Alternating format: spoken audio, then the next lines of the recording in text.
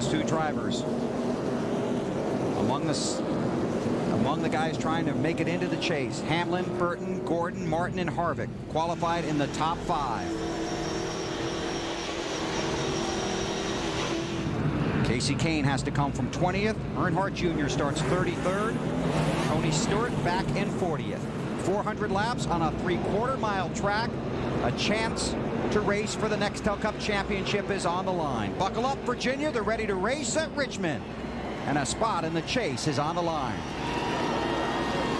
Green flag is out on TNT.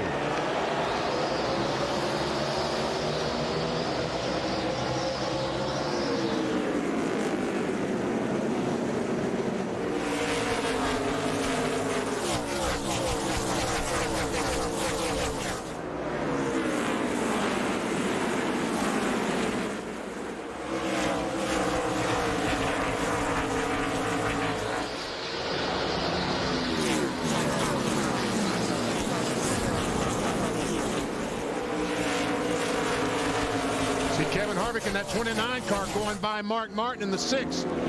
Remember back in May, that 29 car was definitely the class of the field. Didn't win, but he almost did. 5 bonus points for Denny Hamlin. Those could be big. You see the ticker at the top of the screen. The green are the guys chasing the Nextel Cup. The yellow, the one guy on the bubble. And just to show you how quickly this can change, right now, because of his starting spot, Tony Stewart is outside the top 10. Yep, there's to see Tony Stewart working traffic. He's back in 38th. And he'll get by a lot of these guys. I mean, if he's just patient, he'll pick his way through, catch a couple of cautions, erase that distance between him and the leader. He's not out of this thing by any means. I like what he said. 1 car every 10 laps. I did too. I thought that was very, very appropriate. And again, I think that's the mentality that he needs to take early on in this race. It may change as the night wears on. Tell you what, Harvick is taking a look at the 31, and 31 backs off. Let's Kevin Harvick, 29, take the 3rd spot. Their teammates. And Harvick was great last night. Oh, man, he just dominated the Busch race. Gets around this place very, very good. 31 dropping back a little bit, AB. What's going on? Yeah, not to worry at this point, Wally, and nothing from Jeff Burton on the team radio. The one thing that they did talk about earlier today with me, Scott Miller, the crew chief, did, was the opportunity to lead a lap early and collect those 5 bonus points. He said we would like to do that. It would help us in the championship, but we're not going to do anything foolish early in the race to try and get it. The car not sticking as you'd like. It wouldn't stay with Denny Hamlin, so Jeff Burton backing off and trying to settle in line. 29 taking a look underneath the Jeff Gordon. And that's how Harvick's Busch car looked last night. I mean, that car rolled through the center. And if you can get a car that'll roll through the center of the corners here at Richmond, you're going to pass a lot of cars. Then you go down in, you get on the brakes, then you let the car just roll through the center, get on the gas as hard as you can. If you can stay on the bottom and do that, you're going to be strong. On board with Burton. Whoa, Burton really pushes up the racetrack. He's going to lose a spot there, or if he doesn't, he's lucky. Mark Martin took a look. That car pushed right up the racetrack. And there's a hungry pack right behind him. An update on Jeff Gordon from Matt. Bill, in driver intros, Jeff Gordon looked to be one of the most relaxed drivers getting ready for tonight's huge multi-million-dollar night. Now, Gordon has been involved in so many championship runs. He's won 4, but he's also lost a couple. But he'll tell you, back in '97, when he had to finish 17th or better, and that's pretty much where he ran all night, that was the most stress he's ever been in a race car. He says tonight actually should be more on the fun side, Marty. Matt, crew chief Pat Tryson for Mark Martin went to all the teams that started in front of him. There were 3. Mark Martin started 3rd tonight, and asked them if they could all lead a lap early in the race. What do you think the answer was, guys? No. Yeah, no was the answer. They all tried to work a deal. The crew chiefs all agreed, but 3 of the 4 drivers said no. So they all were going to exchange the lead early in the race. Mark wants those 5 bonus points, just like the guys in front of him. And all these guys are chasers, looking for every point they can get tonight, Bill. Now he's going to have to earn it then, because these guys are still racing against each other. And this, you never know, but this might be his best opportunity to get those 5 bonus points because of the good starting spot and very limited traffic in front of him. But it doesn't look like his car has it right now. Up front, Hamlin continues to lead. An update from Dave. And And Curtis Markham, his spotter, had been approached by a number of people about leading a lap early. Again, the answer was no. And right now, Denny Hamlin has his 5 bonus points, and he has the line on the racetrack he likes to run low and drive it straight up the corners. Alan? Dave, there are 2 races to be run tonight for Kevin Harvick. One, while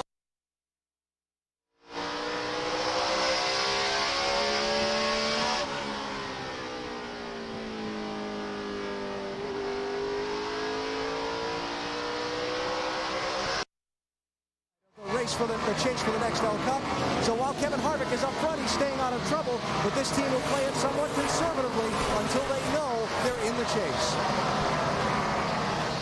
Kevin Harvick trying to make it into his first chase for the next L Cup. Says the intensity of the chase is not a one-day deal, it's a 7-day-a-week deal. It's been as intense as ever. I mean, it's something where you go home, or at least I do. You go home and you want to know what you have to do to be in the chase. We've been on the outside looking in the last couple of years, so it's important for us to capitalize on our situation and make that happen. So it's something that there's a lot of pressure on the guys on the team. There's a lot of pressure on the drivers. There's a lot of pressure on the owners. There's that are coming from the sponsors. So I mean, there's pressure all around, whether they want to admit it or not. Second here in May, a couple of wins this season, 11 top 10s. His worst finish, 17th in 16 races here.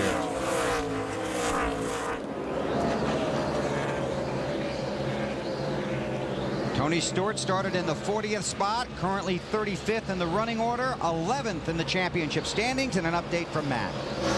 Bill just trying to be patient in the early going. Now, right before the green flag, Smoke came on the radio and told his team, more like a coach, said, just do what we always do. We've been in this situation before.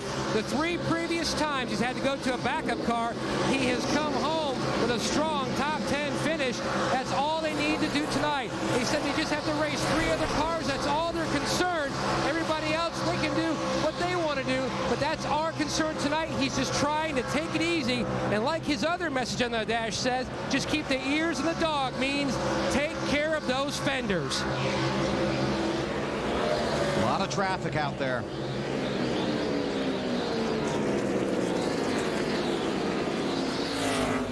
Marty on Matt Kenseth. Well, Bill, it'd be very easy for Matt Kenseth and this bunch to kind of take it easy tonight, just ride around the back and really get ready next week for New Hampshire, maybe try some things like that. But first, there's a battle for the lead, Bill. And Denny Hamlin's going to pull over and give it to Harvick. He watched last night's race too, from his car. Now, if Harvick can get back to the start-finish line, that's 5 points. 5 huge points. Exactly right. But I'm not sure that these guys that are locked in, I guess, I don't know if I'd be giving points up until I was locked in. You might have seen that Harvick's car was so good he didn't want him back there. Yeah. Casey Kane in the 9 car going underneath Stremme in the 40. Moves into the 13th position, Alan. Yeah, just on the pace laps before the green flag, Casey Kane radioed into his crew. He said, guys, you've done a good job for me. Let's just go out tonight, do our best, and we'll see what happens. What's happened so far is Casey's picked up 7 spots. He started 20th. He's moved up to 13th. 5 wins this season, still on the outside of the chase coming into this event.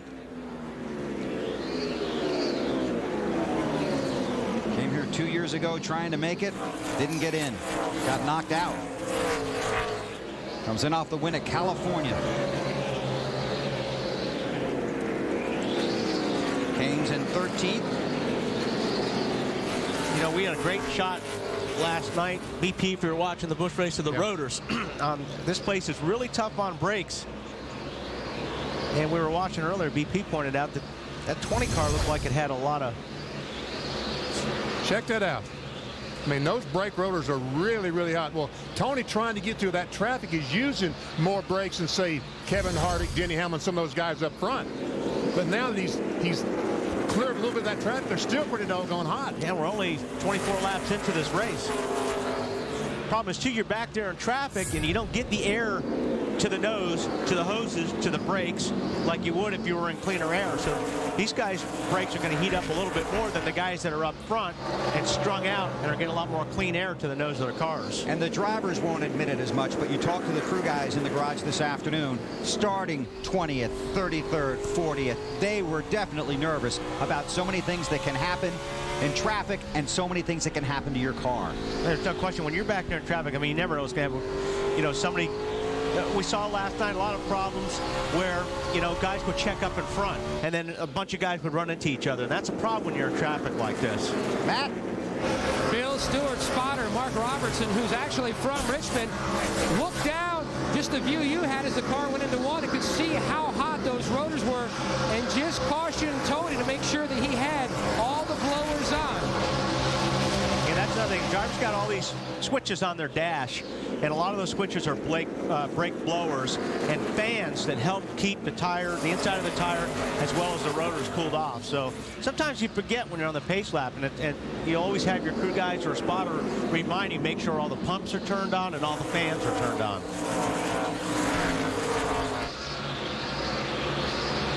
Stewart continues to work his way through traffic. There's Dale Earnhardt Jr.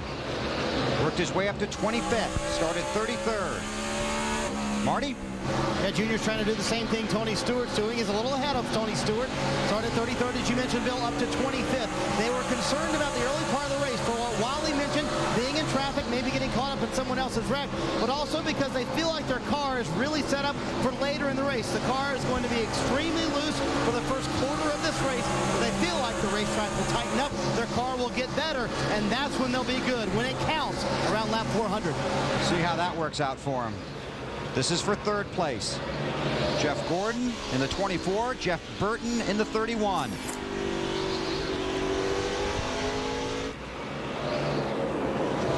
And as we watch this, keep in mind, Kevin Harvick, the race leader, Tony Stewart in 34th. But Stewart is only about 4 seconds in front of Harvick, 4 seconds away from getting lapped.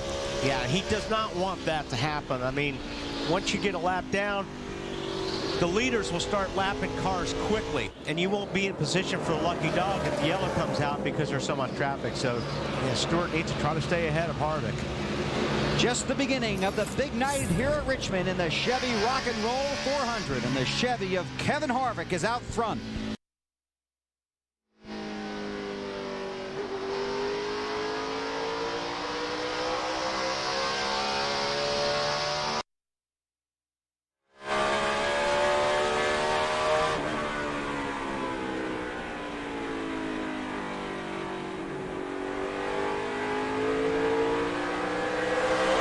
Mostly tight. 10-4.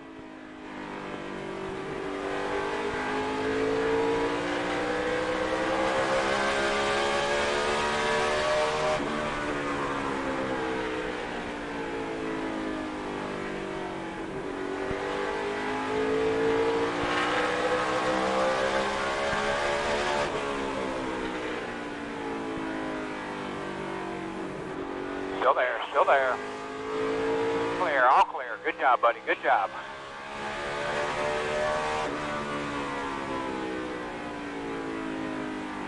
.34 slow up high, he's a lapper. Spin in front of you, spin in four, spin in four. Caution's out, caution's out. Stay down low in four, stay low.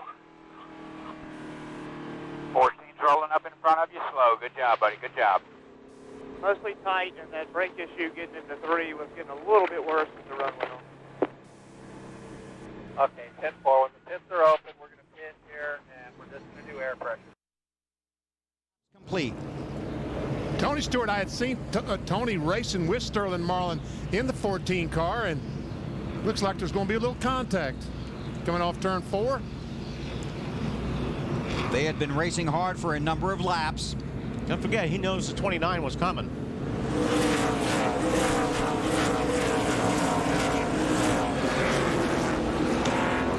Good job by Sterling, keeping him off the wall. On board with Brian Vickers. Corner, corner. Spin it, hold what you got, hold what you got. Stay up top, come on, got a yellow. Leaders to pit road, Matt. And a two-time Richmond winner, Jeff Gordon, going to make a wedge and a track bar adjustment. The car is tight in the center, but that's not his biggest issue. The loose on exit. He's losing so much time. Marty. Mark Martin said, man, these tires feel like they're wearing out quickly. A little too tight for Mark. Half round down, the right rear wedge bolt, and a quick stop for the 6-bunch, Alan. These pit stops going to be so important tonight. A good, smooth 4-tire change for Kevin Harvick's team, Dave.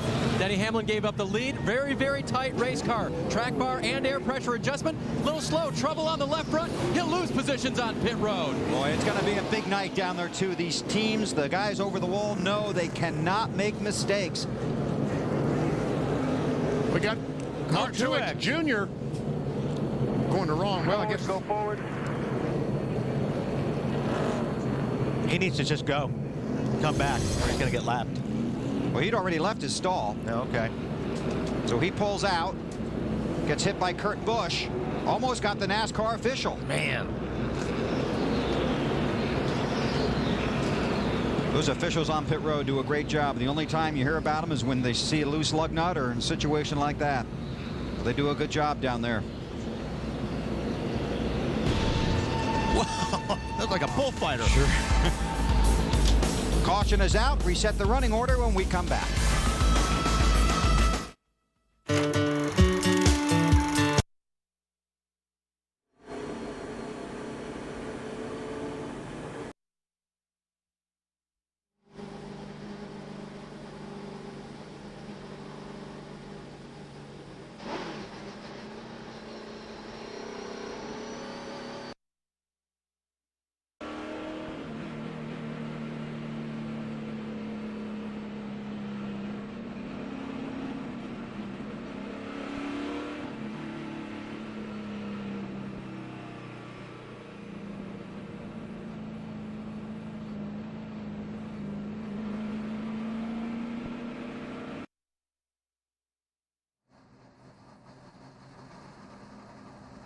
Kurt, the letters are okay on the tires through the binoculars.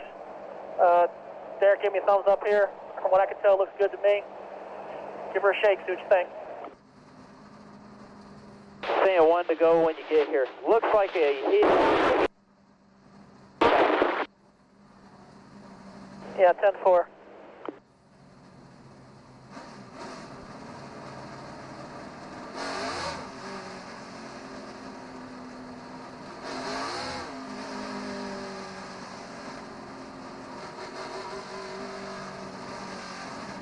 Lights out, 1 to go.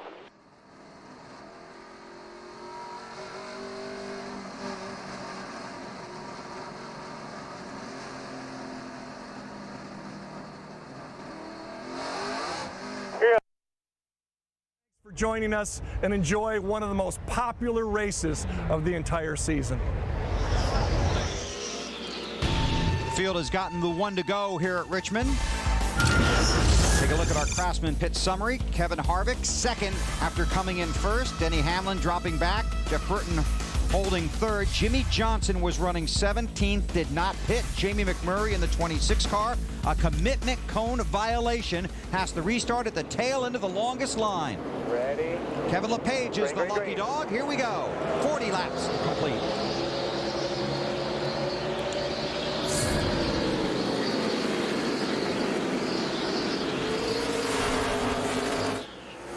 I didn't think Jimmy Johnson would last long with those used tires. Did you, Wally? No, not the way Harvick's been running around here lately. And a lot of guys in the garage were talking about it, and the number I got, Benny, was 30 laps. If you have 30 laps on your tires, you have to come to pit road because you are just going to get blown by in a hurry.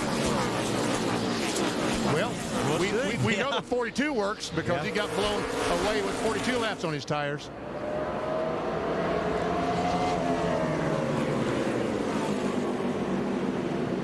Tony Stewart currently 26th, Earnhardt Jr. 22nd. There you see the championship standings up to the moment.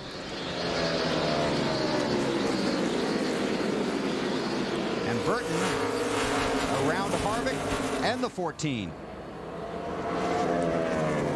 I guess that was 5 bonus points for the 31 car. Yes, I think so.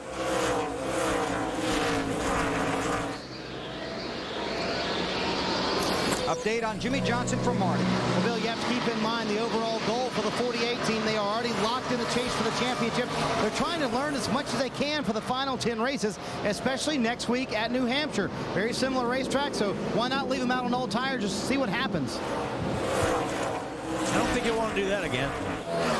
We know what happens. Yeah, you get past. Matt Kenseth in the 17 inside of Jeff Gordon. Gordon, of course, teammates with the 48 of Johnson. Marty watching Matt Kenseth, too. Bill, some developing concern for our championship leader, Matt Kenseth. His brakes already going faulty, he thinks. While you mentioned it earlier, it's a big concern here at Richmond. Wow, if your brakes are going away this early, Marty, you're in big trouble. You know, you're really hard on the brakes here, and there's not much time to cool them off. See how hard they go into the corner? You're on the brakes really, really hard, then you get off the brake pedal, let the car roll, get back on the gas. Then you're on the straightaway for a short time, and you hammer the brake pedal again. So if your car's handling really well, you don't use as much brake. You use less brake when your car is turning through the center really good. But we look at the front rotors on the 17 car, and I don't see any sign of being warm whatsoever. Well, let's listen to the radio and find out what they said moments ago. Okay. I know you don't want to hear about it, but everything worked really good for about 12 laps, 15 laps, and as soon as I was getting ready to pass the 4 car, I started shaking. It just keeps getting worse. So I shut off the rear brake blower, too. I shut everything off. I don't have any blowers on. And the front shake real bad, and the rear's got a real bad grind to it, almost like the pads in backwards, you know, like metal on metal, like a grind, like it's tearing something apart. Wow. As Matt said, guys, you know, he said he feels like almost like the brakes are in backwards. He said it's an odd feeling, but one thing he did tell Robbie Reiser, I know I cannot drive like this all night long.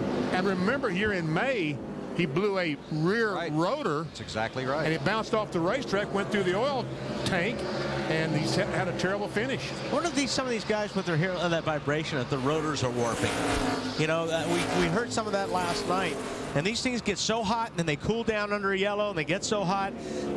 There's a possibility these rotors will warp sometimes, and that's where you get the big vibration. Kenseth finished 38th here in the spring after the problems that Benny alluded to. Here's your pole sitter, Denny Hamlin, in the 11 car. Dave with an update on Hamlin. What happened, Bill, on that pit stop for Denny Hamlin to lose 5 positions on pit road? When the tire carrier slammed the tire onto the wheel, the lugs go through the lug nut, and sometimes they pop off. He has to pick it up and put it back on, and one of those lug nuts popped off. He had to hand thread it back on, and that's what cost him time. That's a hard job down there, especially with the pressure under these guys, Dave. They've never been in this situation before. Well, you drop something around your house, you can't find it. You drop a lug nut here under pressure, where is it? They usually have a spare one tied to themselves somewhere that they yank off and then put it on real quick, but it costs time. Those tires weigh about 50 pounds with no interliner, and Benny, you and I talked about it earlier this week. Some of these teams, these pit crews, are in a situation they've never been in before under this pressure. I mean, they're trying to win $5 million, be in position to win $5 million at the end of the year. We talk about the pressure that the drivers are under. Every man on that team is under pressure. Oh, good racing right here. Kyle Busch right there in the 5 car. You see Truex back there. He lost a lap, so he is 1 lap down right now. Right now, Johnson, who was 17th, restarted first, has fallen back to 7th, but is holding his own right here. Hamlin's going to get that spot, maybe. There's Casey Kane in the 9. Allen's got an update there. Yeah, a nice stop for his team. He's got Casey up to 10th place now and moving forward. That's what he needs to do tonight. Although Casey did call in on the radio a little while ago, said he has a strange feeling when he turns the wheel. The team said, all right, we'll keep an eye on it. You're feeling, when you're, all the Chase guys are feeling all these little things right now. And they're hearing voices. They're hearing voices. Now let's drop back. Tony Stewart is back in the 27th spot, started 40th. The caution came out when Sterling Marlin went around off the front bumper of Tony's car. The leader, Kevin Harvick, inside of 4 seconds behind Stewart at the time. Of course, I would do the same thing. I mean, you're talking about the Chase here. Would Tony Stewart say, no, I didn't do that on purpose? Well, he'll probably tell you that, but hey, you're talking about the Chase. If you got to dump somebody, you got to dump somebody. Was working hard trying to get by Marlin, couldn't get by, then just moved him out of the way. Jeff Burton is the race leader at Richmond. Introducing next.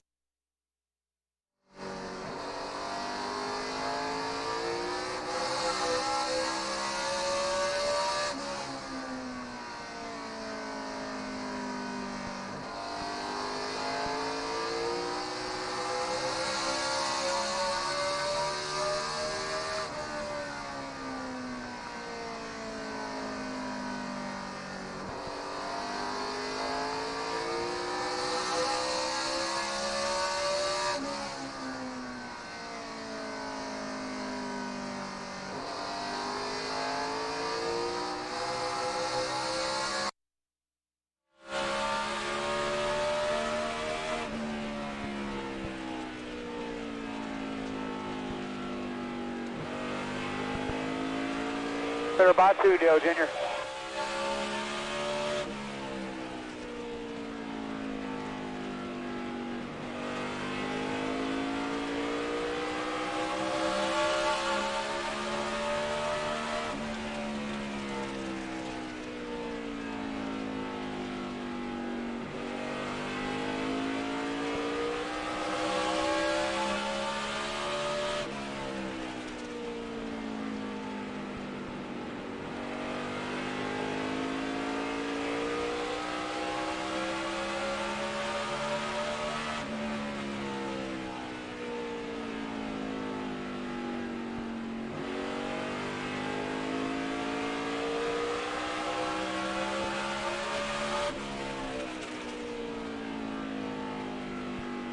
Low. Clear.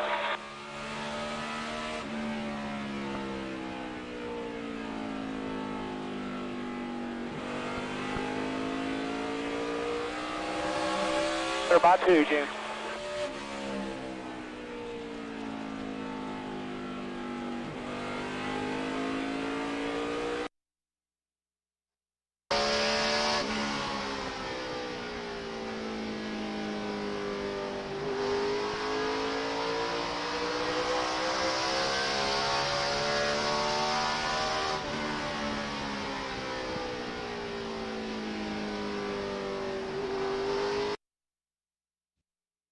You to drum up NASCAR's final race to the chase from Richmond. During the race, go to NASCAR.com and you can listen to live in-car audio for free with Race Day Scanner when it counts.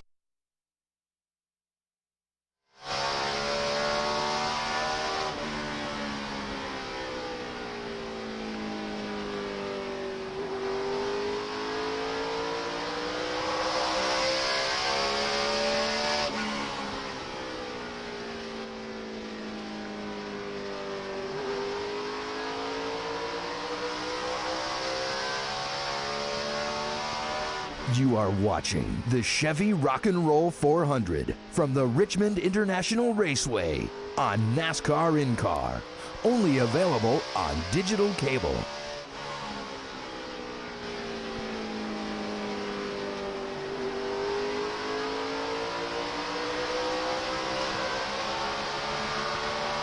Outside. Clear.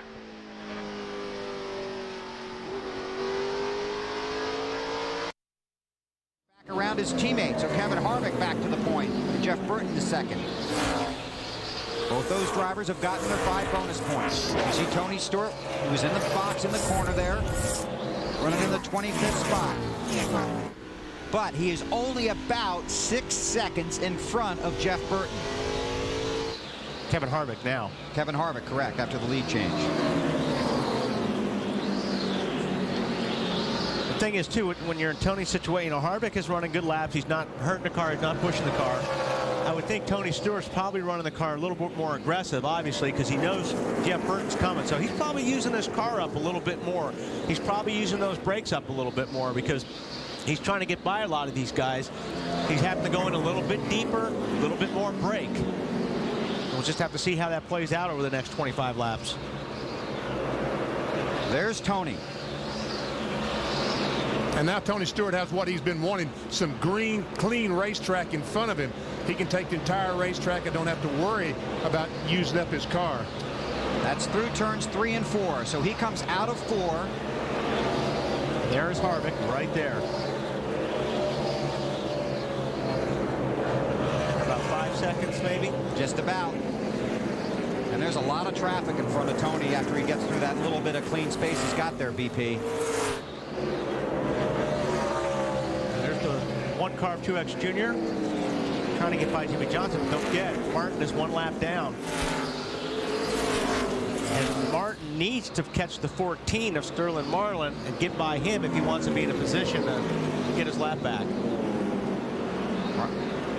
Right now, the top 8 drivers on the track are all trying to make the chase for the Nextel Cup. Kenseth is one of them. He's locked in.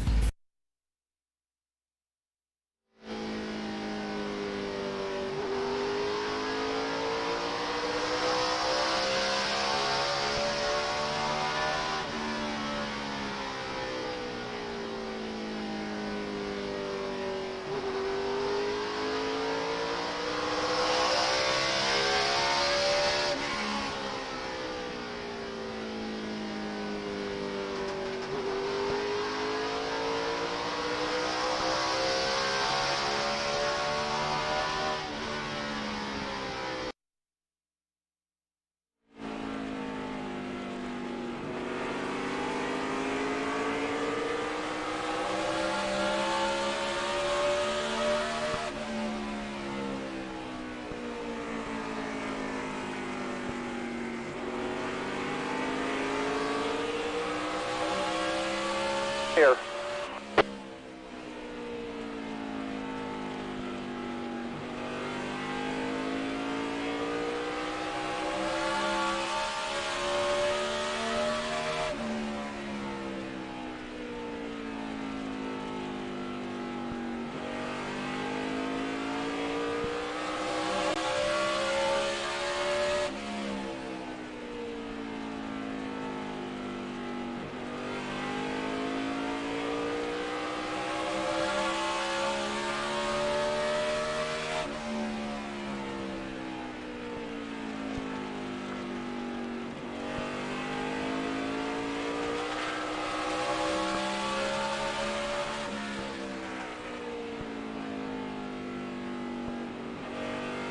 Clear.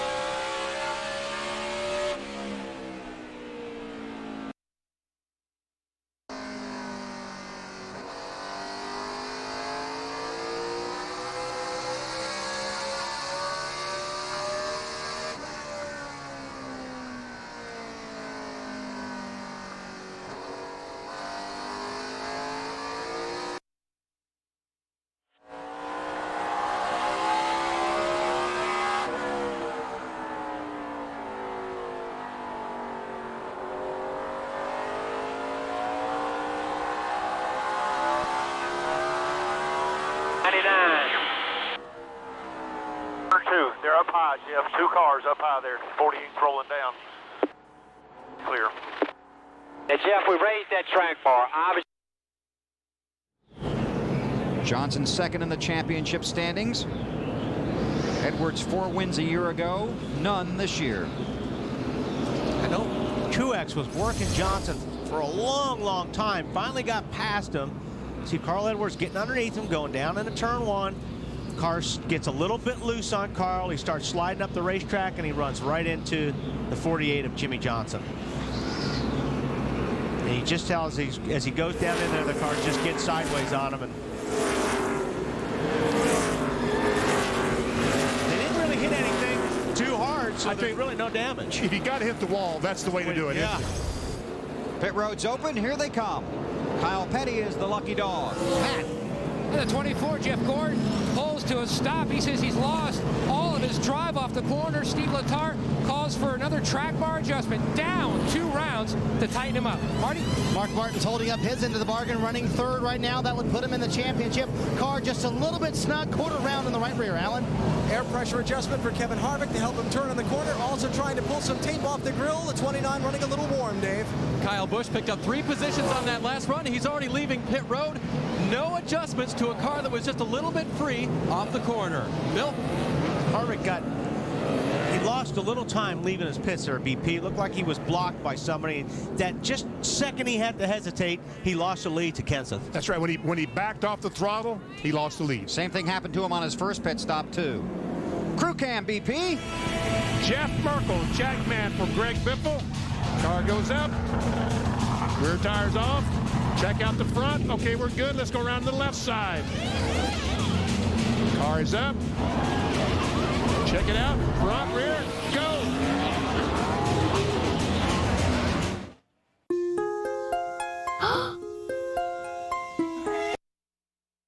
Lobster. I'm gonna disagree with you, but I think in pastry you can be a lot more creative than you can be in the kitchen. You know, we don't have as many restrictions.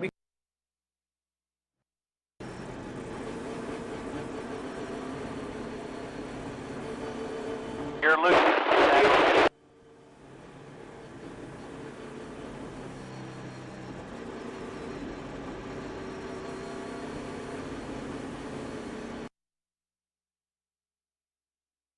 Try to come back up over.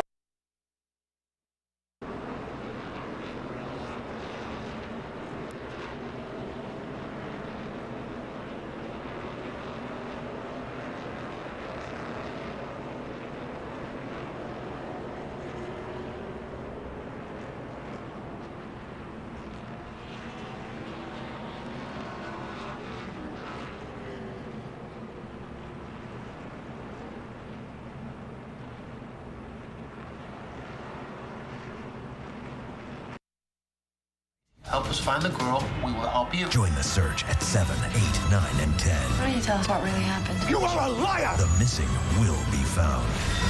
It's over. Without a Trace Wednesdays. 4 back-to-back episodes starting at 7. Only on TNT. TNT.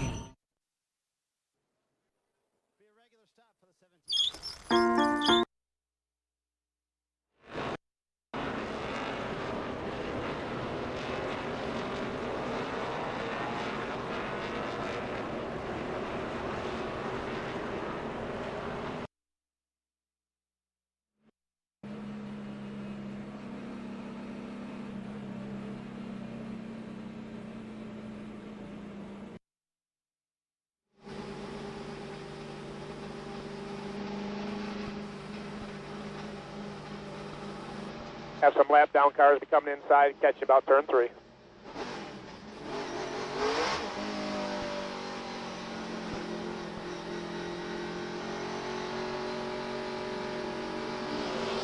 Pace cars off, be ready. You ready? Here to enjoy all the irresistible.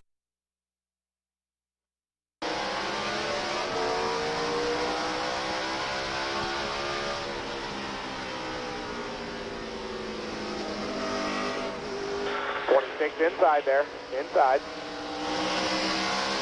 Still inside. Clear, clear.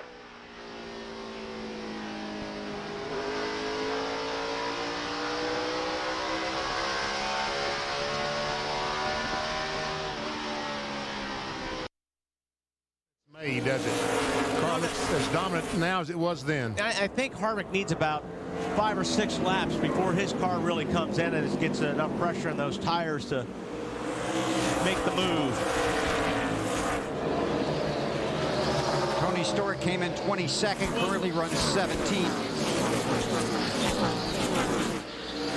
Dale Earnhardt Jr. came in 13th. He's currently running 12th on the racetrack.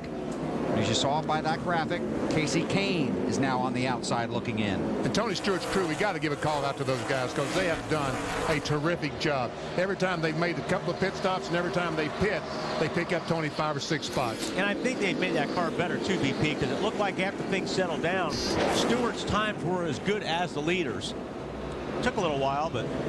And that all started yesterday, Benny, when they got the backup car off the truck. Their whole attitude was terrific. They knew what they had to do. They were down there working on it. They were in a good frame of mind. They knew they had a lot of time. Not much time to practice, but a lot of time to get the car ready. Matt, you were down there for that. Bill, you can see that really they have been through this type of situation before. They've been through championships before. They've won 2. Greg Zappatelli says you could see it on the faces of his guys. They did not panic, and that was the biggest thing from that practice session. Right now, Smoke's lap times are similar to what the leaders were right before that caution. They made significant adjustments again, trying to get this car to roll through the center of the corner better. It was just way too tight. They made a huge track bar adjustment, trying to free the car up. Currently, the 20 team is in the 14th position, really moving up. All the guys back at the shop that work on this car, the guys in the engine department, the guys here at the track, they're represented by the 7 men over the wall for Tony Stewart. Let's meet them. Greg Zappatelli, Berlin, Connecticut. Tom Dean, Long Valley, New Jersey. Ira Joe Hussey, Manchester, New Hampshire. Jason Lee, Willimantic, Connecticut. Jody Fortson, China Grove, North Carolina. Todd Foster, Birmingham, Alabama. Jeff Patterson, Escondido, California. Brian Larson, Escanaba, Michigan. The over-the-wall gang representing everybody on that 20 team for Home Depot and Joe Gibbs Racing, trying to get this 2-time champion back into the chase for the Nextel Cup. Clint Boyer, the 07, Jeff Gordon in the 24, Casey Kane in the 9. I'll tell you what, that Dave Blaine in the 22 car has an excellent run going tonight. Every time you look up, he's right in the lead pack. Now he's got Junior in the 8 car right on his back bumper.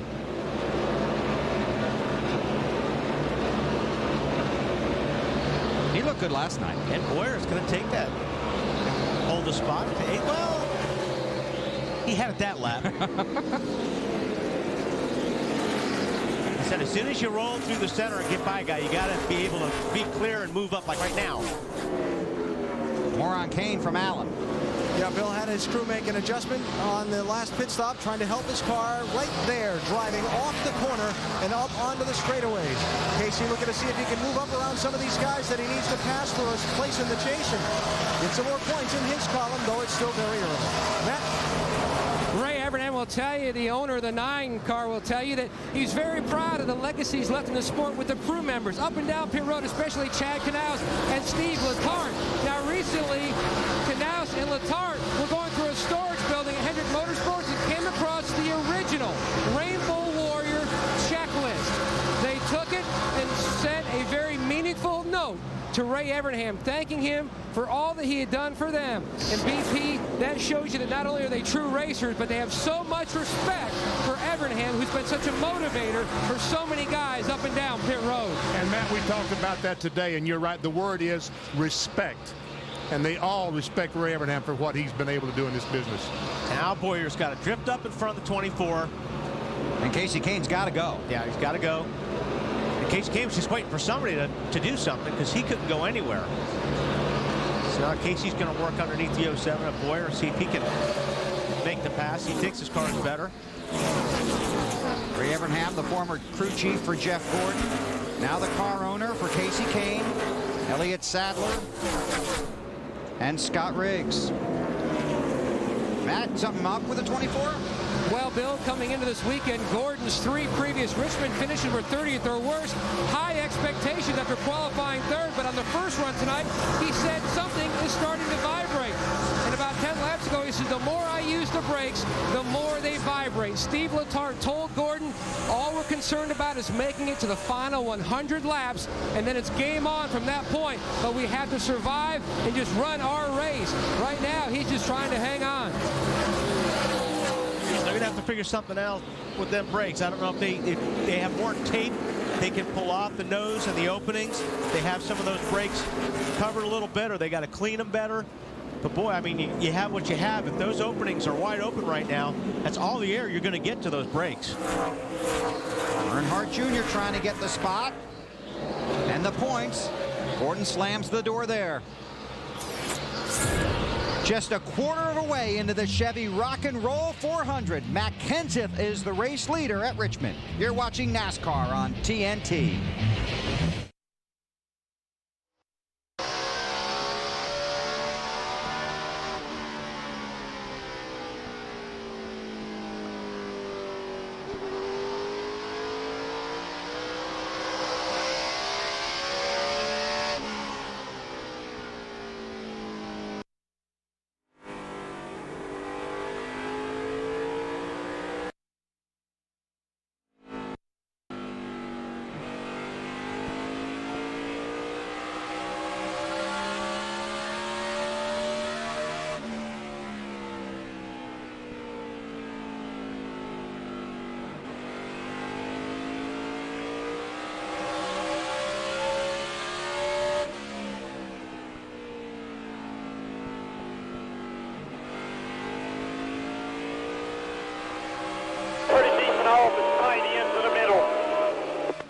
Four.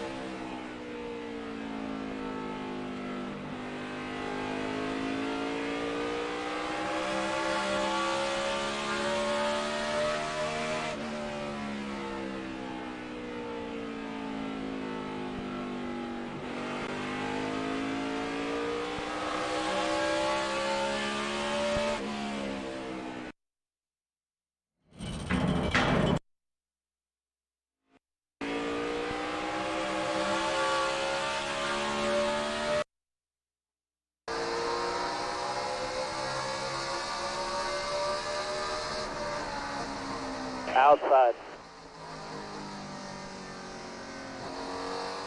01's about 3 back. Clear all around.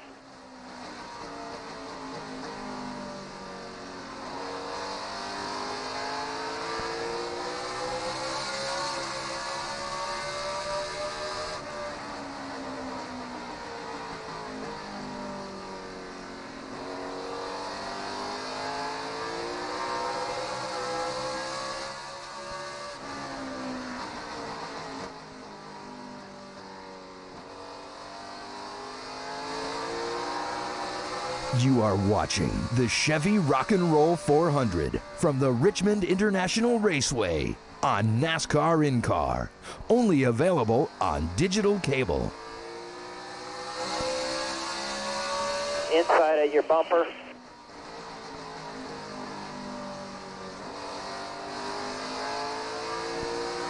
Trying to make it 3 wide, 2 wide.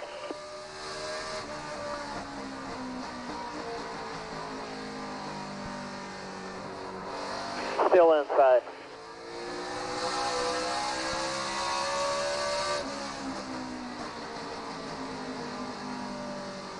That's the 01 running the bottom and the 7 behind you. He's trying to make it 3 wide. He's inside. 7's inside.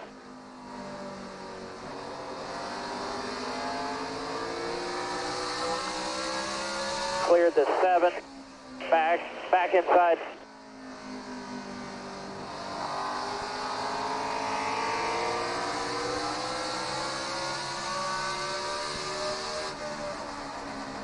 Inside.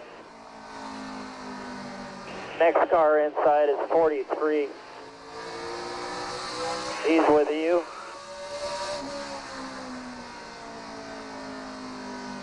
He's working the bottom. Inside. Hey, at your bumper.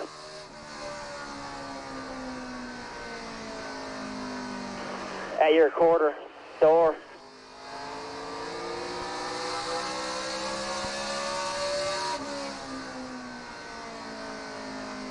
Still inside.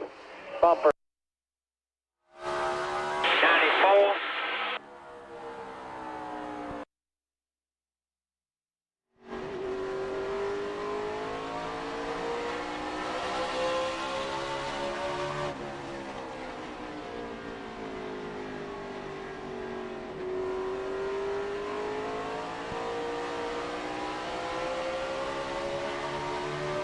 You're behind us, you need to run.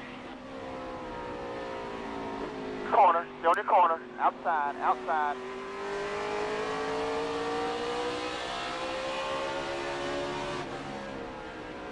You're clear now, bud.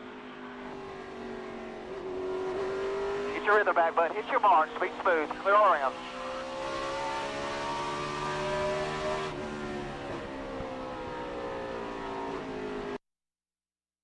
Panic in the 24 pit of Jeff Gordon, or with their current position in the points. At this juncture, they are sitting 5th, but the car, he says, the brakes are just killing me. The car is not so free on exit, but we have really made the car a lot tighter in the center of the corner. Meanwhile, 2 positions back, Tony Stewart, the 20 cars, never finished out of the top 10 in the championship points. Right now, he says they are making huge headway. We have a car in the wall on the racetrack. Martin Truex Jr. I think I've got a right front tire now, guys. We stay under green, and now the caution is out. Caution is out. And I can tell you that Chad Blunt and Morgan Shepherd are officially out of the race, and Kevin Harvick has clinched a spot in the chase for the Nextel Cup Championship here in 2006. So Harvick is mathematically in. Kenseth, Johnson, and Harvick will be 3 of the guys chasing the championship here in 2006. There he is. Welcome to the chase, Kevin. And we have a pretty good idea how he's going to do in the Busch Series championship race as well, don't we? Yeah. Got about a 6,000 point lead over there or something. He won that a month ago. Won here last night, and now has clinched a spot in the chase for the Nextel Cup Championship. Currently runs 3rd on the track. And pit road is about to be a very busy place again. The field behind the high-performance Chevy Impala SS pace car. They dive off. Matt Kenseth leads the parade down pit road. Matt, here they come. Clay Robinson, the front tire changer, on the wall waiting for Gordon. Meanwhile, keep an eye on his big tire carrier, Mike Houston, former NWA Mid-Atlantic World title holder for 2 months. The big tire carrier, they're going to make a chassis adjustment. He says the drive-off is just killing me on this 24 car. Marty? Not a word about the brakes recently from Matt Kenseth. He said his car needs to cut a little bit better in the middle of the corner, a little too tight there. Half round up on the track bar, Alan. Wedge adjustment for Kevin Harvick. His car not turning as well, getting into the corner as he'd like, and not driving up off the turn as he'd like, Dave. And Kyle Busch already having left pit road. A great pit stop for them. No changes to the chassis setup on the car. Kyle's very happy with the car right now. That was a fantastic pit stop for the 5 bunch. Yeah, he ought to be very happy with the pit crew, not only the car, but the pit crew. So Kyle Busch wins the race off of pit road. 121 laps complete here at Richmond. The happy guys on Kyle Busch's crew. He's the race leader at Richmond.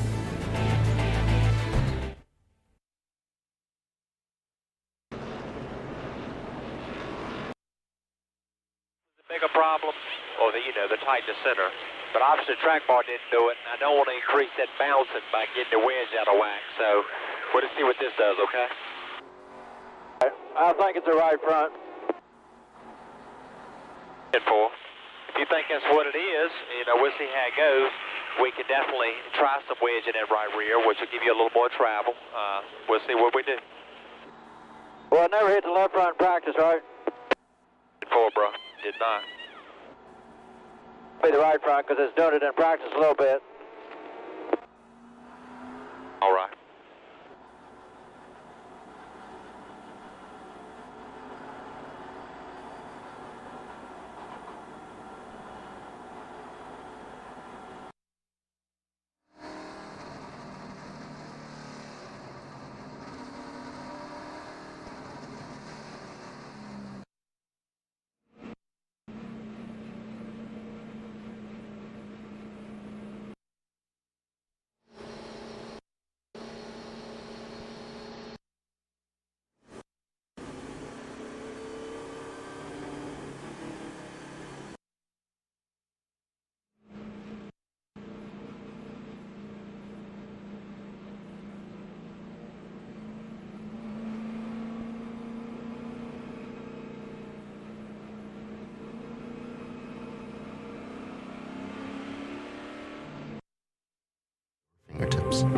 So when it comes to our systems at Bank of America, we actually monitor the entire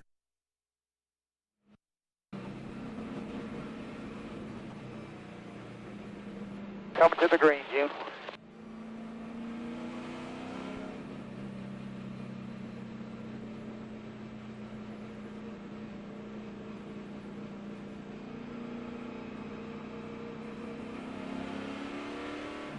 Lap cars coming, June.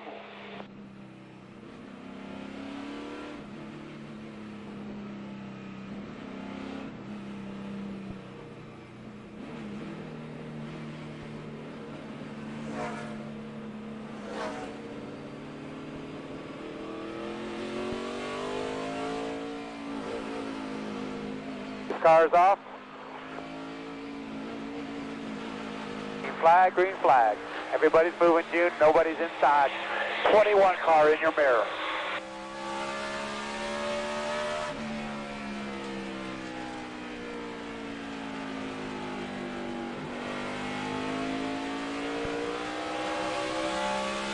Clear by 2. Right now, that's Casey Kane. Well, I got to tell you, that 29 car of Harvick's does not run on the bottom of the racetrack. Although I say that, he's running pretty well on the bottom of 1 and 2, but most time he's up higher. It looks to me like, BP, it takes some time for that car to come in. And when it does come in, he does move up a little bit.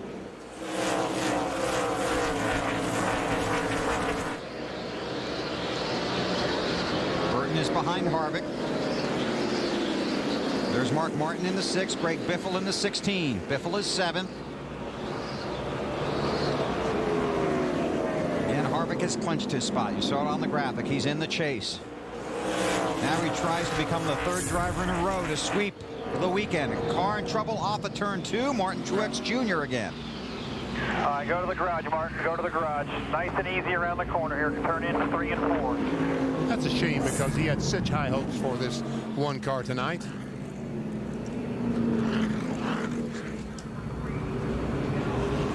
The lucky dog is Sterling Marlin. Under the previous caution, Jamie McMurray was the lucky dog. So Sterling will come around and put 37 cars on the lead lap.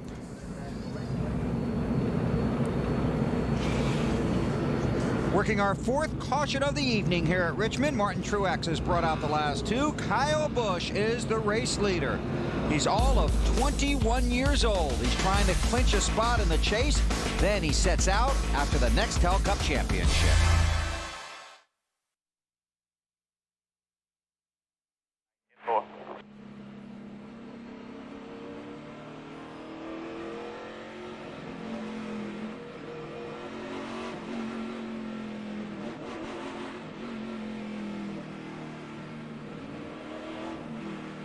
Telling you that shit, so you can get the fucking shit ready at the break. I know exactly what you think you need to fix. Yeah, 2-4. The other time I felt that before was Martinsville.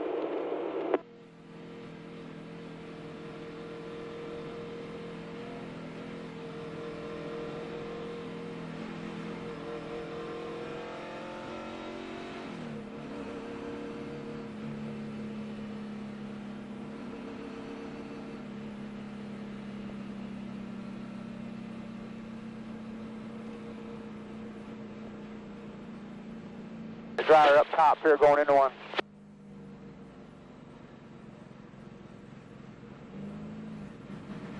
Yeah, it's pretty good. About 245.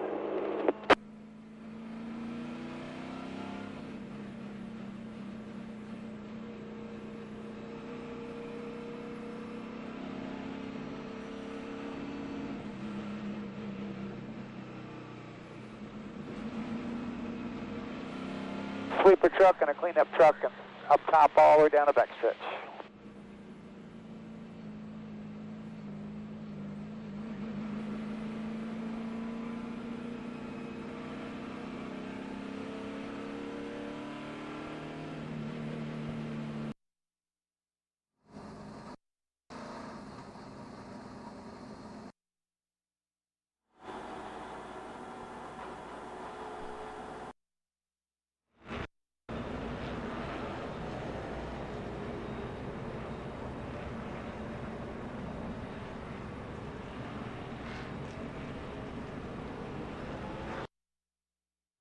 a major greenhouse gas. As North America's largest recycler, last year alone, Waste Management recycled enough paper to save over 41 million trees. From everyday collection to environmental protection, think green. Think Waste Management. Still under caution here at Richmond. 131 laps are complete. Now let's take a look at pit road, the last set of pit stops. Let's watch the 8 car of Dale Earnhardt Jr. Well, first of all, when he comes in the pits, he's not able to get in his box all the way because of the Clint Boyer car. But everything's going along smooth so far. Right side, both guys finished. Right front, a little bit slow. Looks like he might have had to hit a lug nut a second time. Might have. We're trying to count the hits. So we see that the left front is a couple of seconds slower than the rear, and a 14.8, and that's not going to get it done on pit road tonight. And this was Earnhardt's reaction. They're really hard to pass. You got to do better on pit road, guys. Info, we'll work on it. I know you got it in you. Shake it off. Marty? Yeah, and guys, Dale Earnhardt Jr. came on, and he wasn't chastising the crew so much. He's just saying it's really hard to pass out here. And when you see someone in front of you, like Matt Kenseth, have a 12-second stop, that makes you very frustrated. What happened, Bill, you got exactly right. They missed a couple of lug nuts on the right front, and they came around to the left front, and the same exact thing happened. Missed a couple more, and that split second cost them a lot of spots on the racetrack. Under caution here at Richmond, Kyle Busch is the race leader. Dale Earnhardt Jr. runs in 14th. You're watching NASCAR live on TNT. And Order has never had a night like this.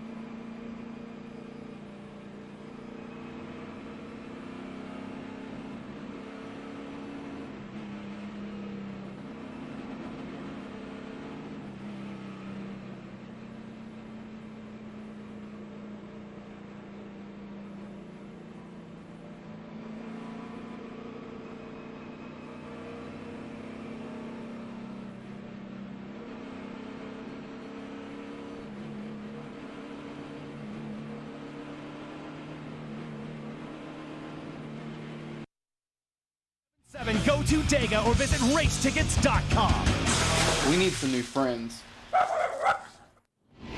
The Chevy Rock and Roll 400 on TNT is brought to you by Team Chevy. 25 of the last 34 NASCAR manufacturers championships and counting.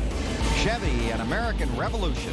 By DirecTV. If you don't have DirecTV, see what you've been missing. Call 1-800-DirecTV today. By Allstate, official insurance sponsor of NASCAR. And by Napa. Get the good stuff. Napa. Lights are out on the pace car. coming to get the green flag in a little less than half a lap. Championship standings after 136 laps tonight. Kenseth, Johnson, and Harvick are in. Right now, Kasey Kahne out. Pace car to pit road. Green flag in the air. Kyle Busch, the race leader.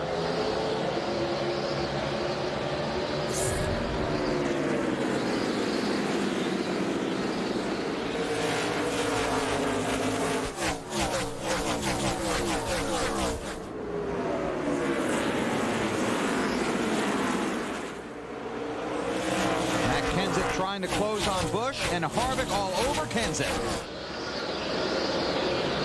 You know, whatever's dragging on that 17 car is going to wear itself out pretty soon. Eventually, you would think. He's been doing it quite a bit.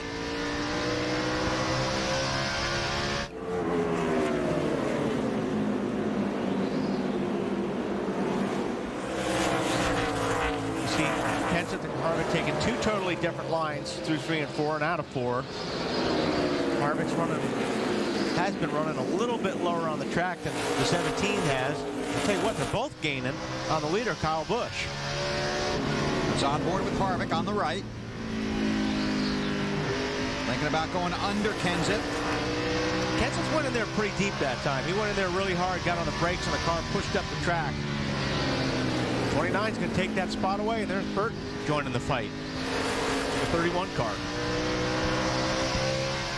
See Kevin Harvick going to work there. Little wave out the window to Matt Kenseth.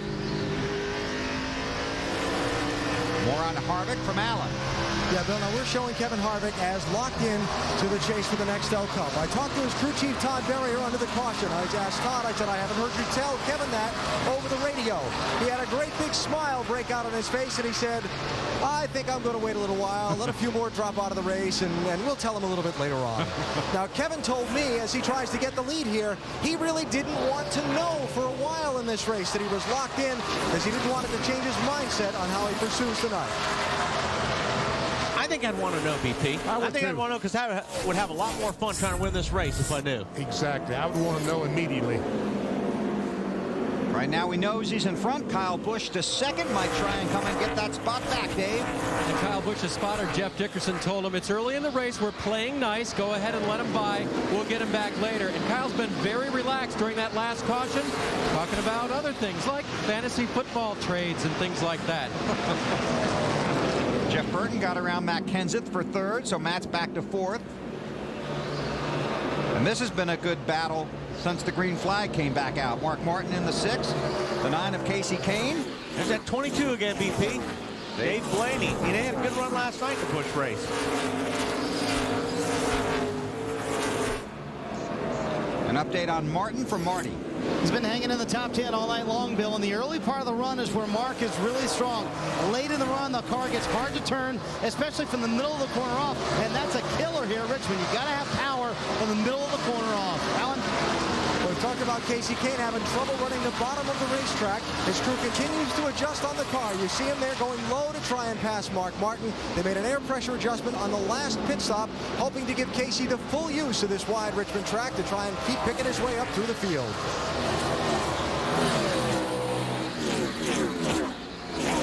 Well, he tried it. He just couldn't pull it off, and he was down on that bottom. He's going to take a look again here. And you really, like I said, you have to roll through the center and be able to really beat the guy through the center in order to drift up and get in front of the guy getting off the corner. You see, he's really good right here. Is he going to have enough there to pull in front of him? Yes.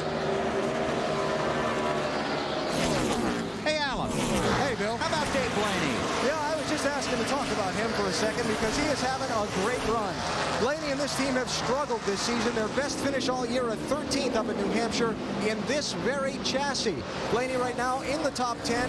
He's been running in the top group all night long. He started 15th, Bill. And here's a group the whole team could really use a top finish. Had a 7th place finish in the Busch race last night and a very strong car and a good effort out of Blaney. Right now running 9th. Dale Earnhardt Jr. 11th on the racetrack. Looking at that high groove.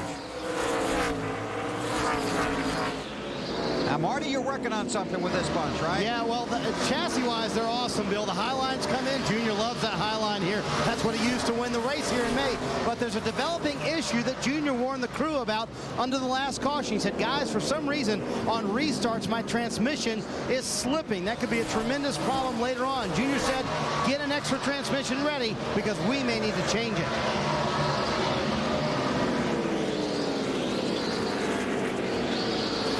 Not what the Junior fans wanted to hear, or his crew. No.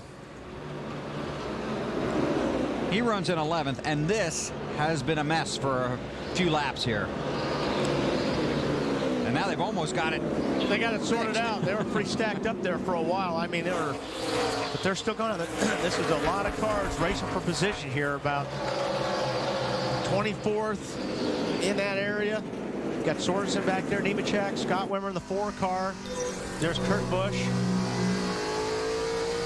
And I mean, they had been going at it like it was for the lead. I looked up, they were 3 wide coming off of 2, weren't they? Yeah, it was for a couple of laps.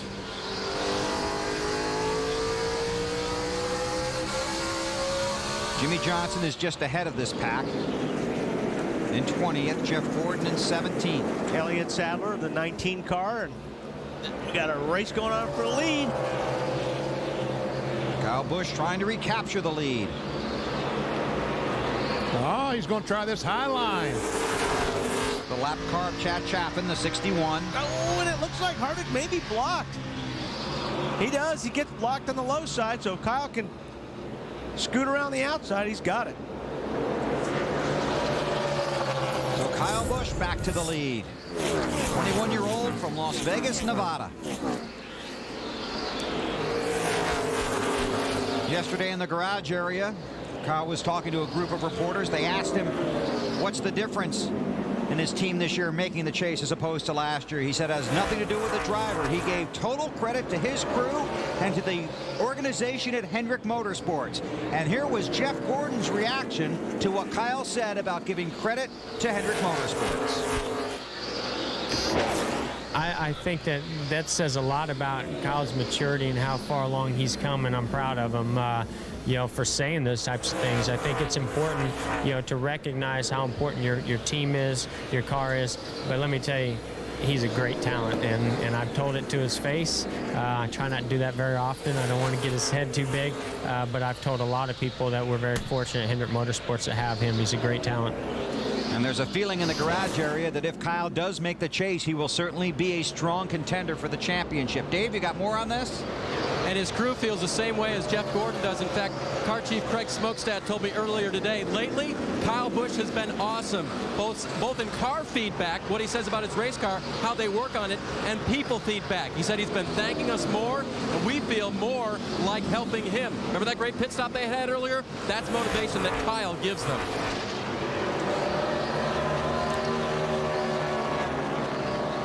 Tony Stewart had an up and down night, currently runs in the 13th spot. Matt? Bill, he has made an impressive run, starting all the way back in 40th, just outside the top 10. Now, Wally mentioned earlier, it seems like the longer the 20-car runs, the better it gets, and that's exactly what Tony told his team under the last caution. Just seems like we need a long run to showcase what this car can do. They made a small chassis adjustment, and the car's really come to life. Well, I'll tell you, that's a team effort on that group tonight. Of course, you can say that about all 43 cars that are here. Kyle Busch has 3 consecutive top 5 finishes at this track, and in the last 10 races, Jeff Gordon has the most points of any driver. Kyle Busch just 6 points behind Gordon, and he's out front at Richmond.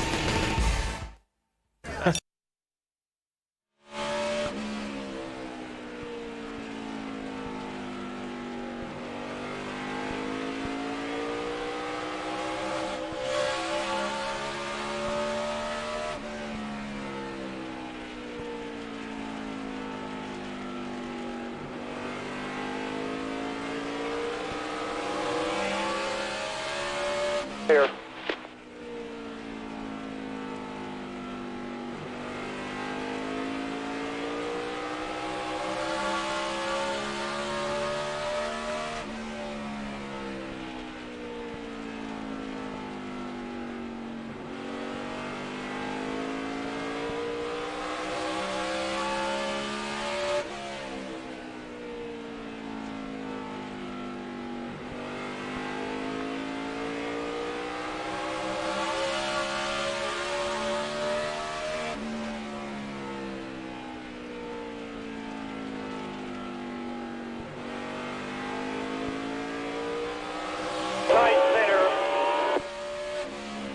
24, tight center.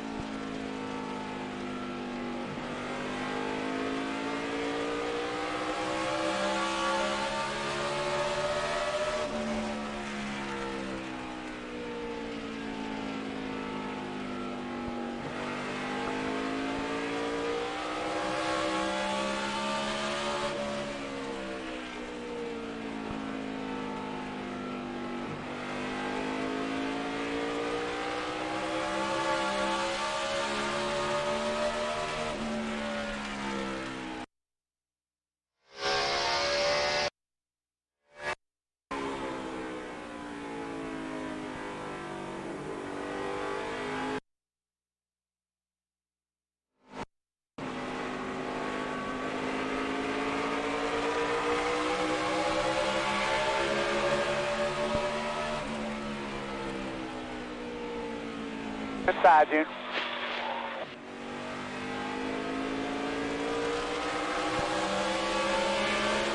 Side.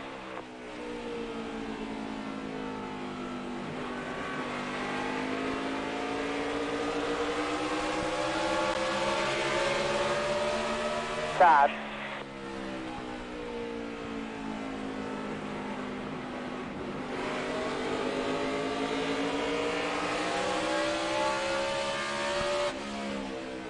Clear. I wish everybody could have seen that.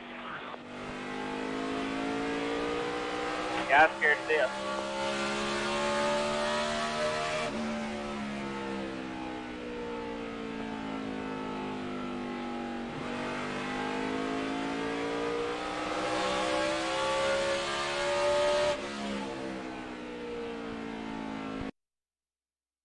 And he saw Junior run up there. He's going to go try it if he can get past the, say, in front of the 6 car here.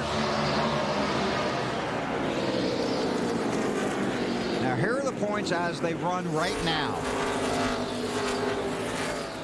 Kyle Busch is the race leader. Denny Hamlin runs in 6th. But when we change to the next page, look at 10th and 11th. Right now, Mark Martin is out by 3 points behind Casey Kane. And again, if there's a tie, all 11 drivers will be in the chase. This is for 2nd, and Casey Kane is on a mission. He is on a mission. And the last couple laps, he was running so high at 3 and 4, Alan. I mean, he was running as high as anybody's been running down there, so he's got to figure it out. Well, they haven't figured out, Wally. And Casey told me that the whole strategy for the first 300 laps of this race was just to run up front, go out and find the points that they need, get the car up front, keep up with the changing track conditions, and figure out what position they needed to be in at the end of the night to try and finish the job. Well, they've been working on the car. They've made adjustments on every pit stop, and he is going to the front and trying to get as many points as he can. And how would you sum that up, BP? What's he doing? He's going somewhere. Yes, he is. I know he'd rather be on the top, but Harvick's also running a pretty high line in this race, especially after about 15 laps on his tire. He runs about the middle or up. So he kind of took that line away from Casey Kane, so Casey's got to go where he's not. And that might be part of it, because Harvick knows Casey wants that line. Harvick looking back at Casey Kane. They're coming up on a lot of traffic right now, too. There's 5 or 6 cars that are in a wide right in front of them. Harvick got boxed in last time. This is where you've got to be real careful. There's Kyle Busch. He's the leader. This is where things go wrong. Yes. Somebody gets into somebody, and all of a sudden it becomes a mess. Dave. And Wally, as Kyle Busch actually weaves through the traffic as the leader there in that 5 car, talked to him earlier today and said, you know, you finished 12th last night in the Busch race. Didn't seem like you had that great a car. Did you learn anything? He says, yeah, I really did. He said, I learned what my car likes in the low line, and I learned what my car likes in the high line. He had been running the high line. Now he puts it to the low group to work through traffic. Seems like he did learn something. Yeah, I think, you know, like I said, if somebody's, obviously you've got a good line you can run here, but if other cars are running it, you have to figure out how to pass them. So he's having to use both lines right now. And his car is better than these cars, too. So, I mean, obviously, not as tough passing a guy on the low line for Kyle Busch than if he was racing a guy that was like Harvick or Kane or Burt. Their car is going to be a little bit better. That's Sterling Marlin in the 14. Knocks him off the lead lap and leaves 33 cars on the lead lap. This is back about 17th. Casey Mears is 17th. Jeff Gordon 18th. An update on the 24 from Matt. Bill, this is not the night that four-time champion Jeff Gordon had expected after qualifying third, trying to work his way back to the front. Gordon said about 35 laps ago the car was loose everywhere. Now he says it is turning so much better in the center of the corner. But at this juncture, he is 7th in the championship standing. Started out the night with a 102-point cushion. Now it's down to just 49th over the 11th spot. Look at this for second. And it's still going at it. Casey Kane is trying hard. These guys have been racing side by side now, which has let Jeff Burton catch up in the 31 car. He's going to sit here and kind of see which lane might be going. Right about now, if I was the crew chief, I want to make sure Harvick knows he's in. Yeah, I agree, and I would want to know I was in it if I was the driver. It just relaxes you and you have a little bit more fun. Casey just can't get that grip in that 9 car on the bottom of the racetrack to drive off and drive past that 29. Yeah, all he's hoping is the 29 will slip just a little bit. The 29 goes in just a little bit deep one time and slides up the racetrack in the middle. Casey Kane will be able to take that spot, but so far Harvick hasn't made any mistakes. But also, you know, by keeping him back there, Jeff Burton is a teammate of Harvick, and that's keeping Burton in the mix here to try and get the points from Kane. Burton's going to try on the bottom. Ducks back in. Allen? Hey, Casey Kane just came on his radio and said, hey, I'm in the RCR sandwich. Yes, he is.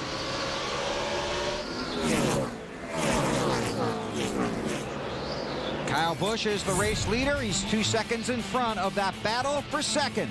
184 laps are complete, approaching halfway in the Chevy Rock and Roll 400.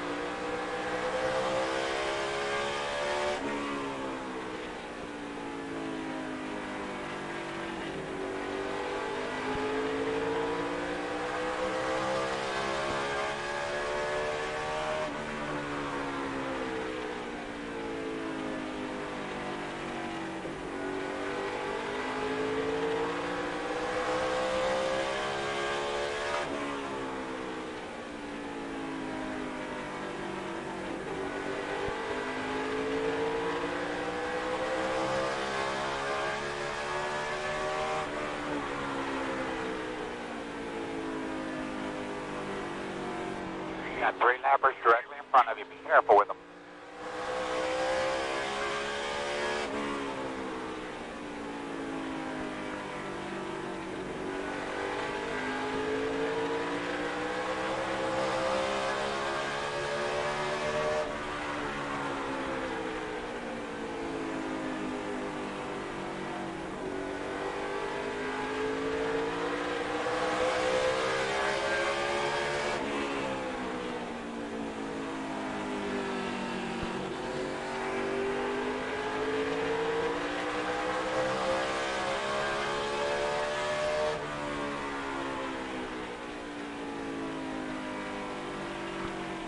11 right behind you now. 11 right behind you.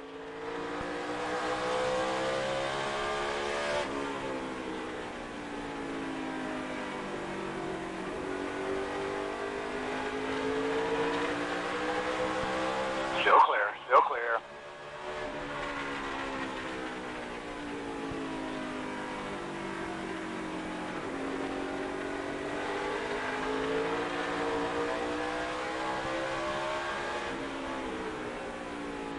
Still there, still there. Clear high, clear high.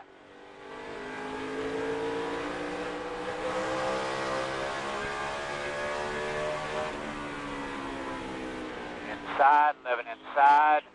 Still inside, still inside. Still there, still there. Still there. Still there. Clear down low behind him, clear low.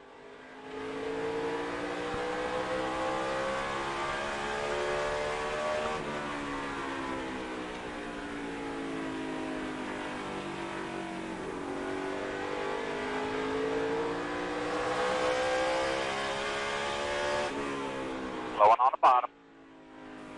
All clear.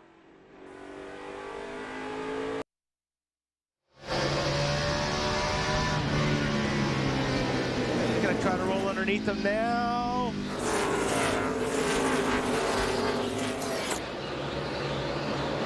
Hamlin gets the spot. Dave. And the team very confident with this race car. They were going to bring a brand new car to this race, but when they saw that the gap into the chase was only 76 points for them coming in, they said, you know what?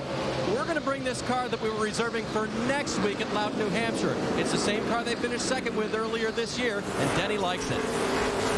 And I tell you, Wally, he's working that bottom line as well as any car around here. Most everyone with these many laps on the tires are having to move up the racetrack, but not him. He's right down next to the bottom. See, the 29 tried to follow his line going through there 3 and 4 and couldn't. Harvick in that 29 car coming into this race. In the two previous races, 800 total laps. Harvick had led 439 of them.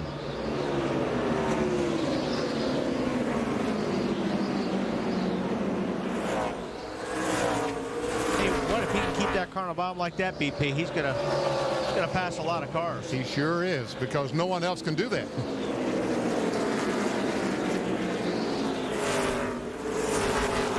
Hamlin battling through some lap traffic now with Harvick behind him, and then Burton and Matt Kenseth closing into 17.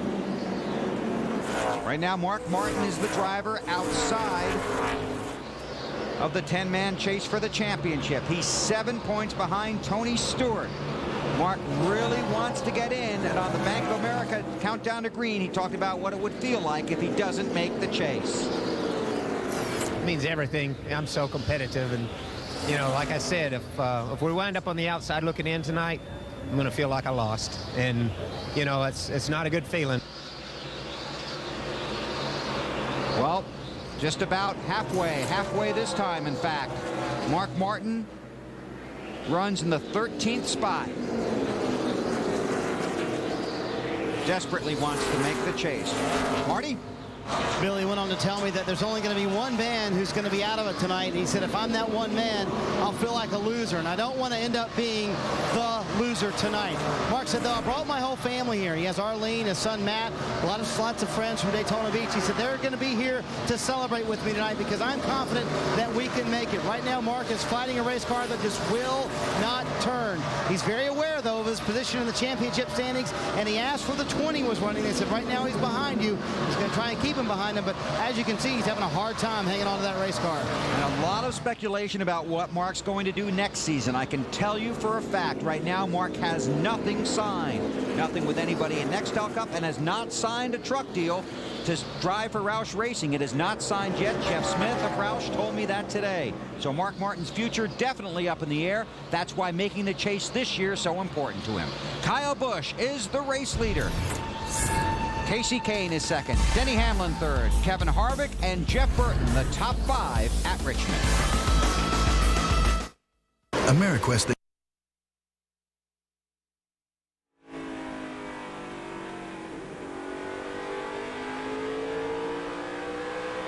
I don't know.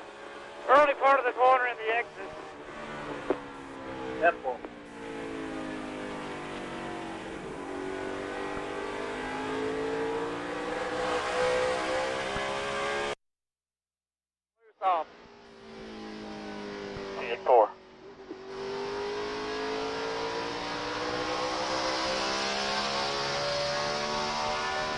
probably from being tight, so.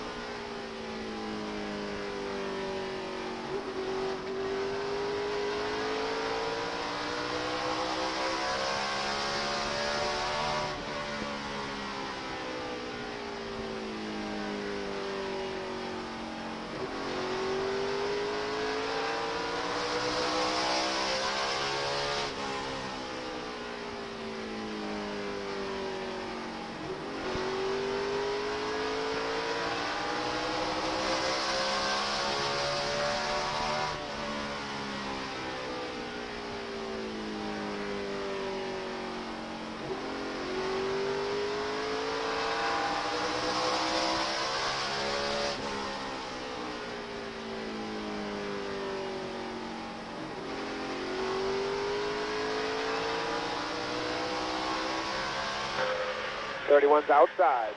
Outside. 31 will be clear.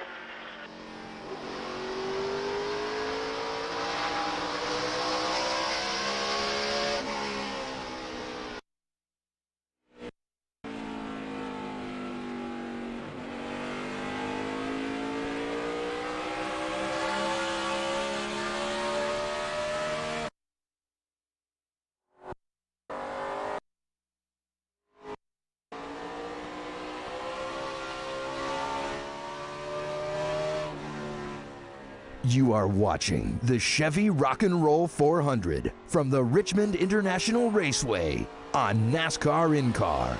Only available on digital cable.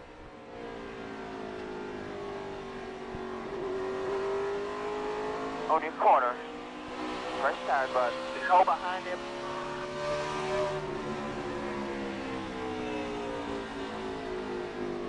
Clear. Run him down, bud. Clear all around.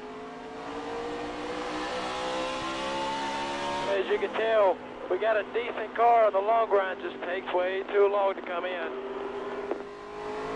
Yeah, 10-4.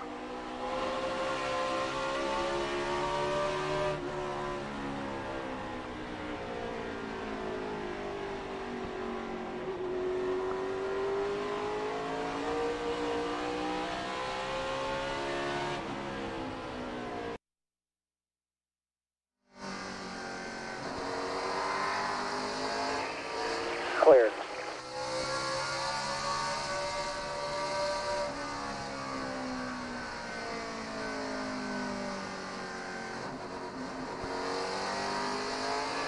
Next one, 7. Inside. Clear.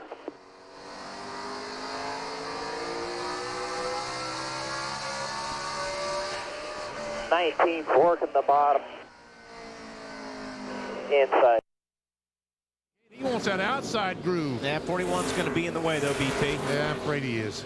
It's Reed Sorensen in that 41 car, battling to stay on the lead lap.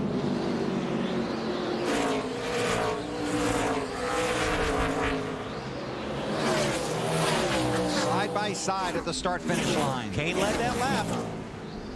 I don't think he's led a lap today.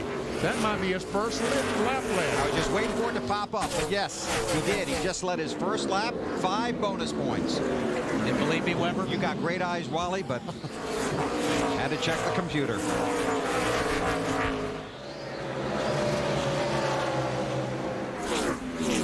And we all know computers are never right. Yeah. Okay, Kyle Busch looks like he's going to get by the 41. Tell you what, Reed's fighting hard.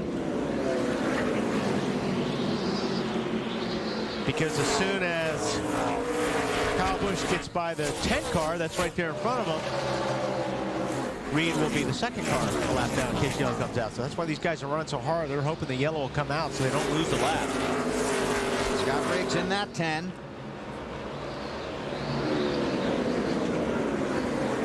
Now Riggs is a teammate of the 9 car. Both drive for Evernham Motorsports.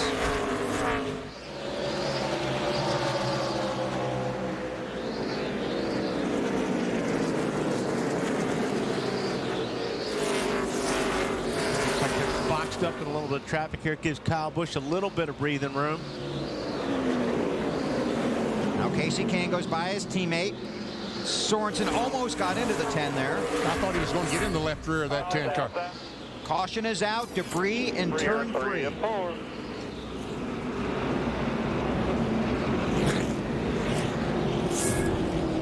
5th caution of the night here at Richmond. And as Alan was talking about, pretty much when these guys were starting to think about green flag stops. Field behind the Chevy Impala pace car.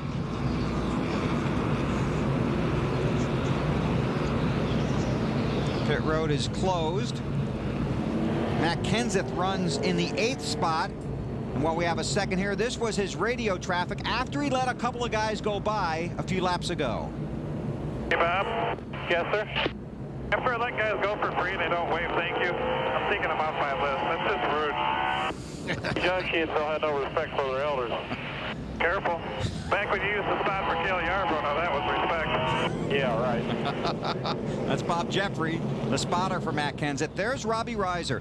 Last week at California, I said Robbie was in a grumpy mood. Robbie got a phone call from his 90-year-old grandfather, Elmer, and lectured him on why he shouldn't be a grouch. And the truth was, Robbie wasn't really being a grouch. He said, I just need to make sure my guys are fired up. I got to keep them on their game. We're in the chase. I don't want them letting down. But Matt Kenseth did come on the radio during that practice session and said, Robbie, if your attitude doesn't improve, I'm going to come in and use an attitude adjustment tool on you.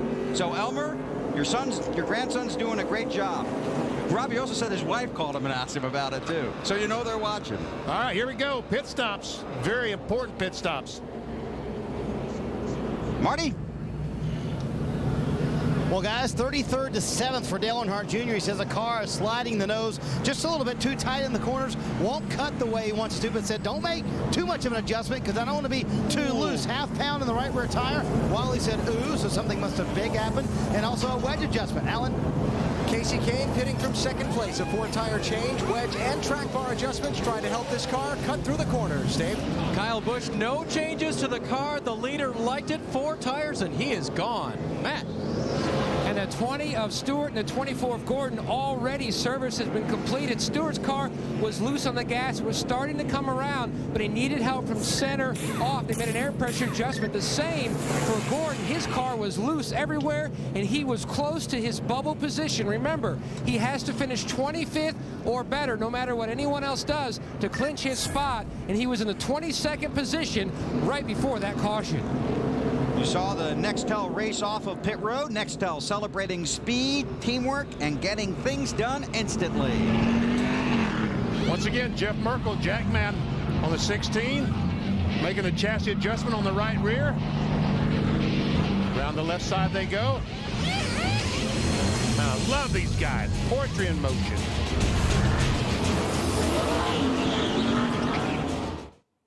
Hair lacking some serious muscle? Can't take another break? Garnier Fructis.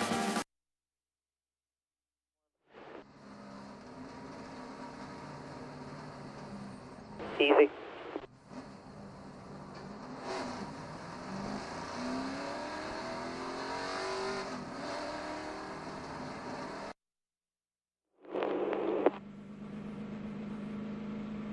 All right. Let me know when I ain't got to worry about the chase no more. All right, I'll send for him. You ain't got to worry about it no more. Somebody falling out that we had to beat or what? I mean, I need to quit worrying about it. It's killing me. No, you nobody fell out. 24 is having a pretty, I guess it would have been a bad run right there. He's like 20th. Stewart's like 18th, so yeah, you're fine. As long as you got cars behind you, you're good. So just keep doing what you've been doing all night. It'll take care of itself. All right, team. It didn't even bother me up until I got in the car.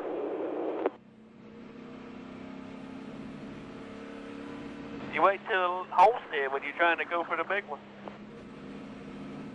Yeah, well, it won't bother me till I get in the car, so I'm fine. All right, 10-4.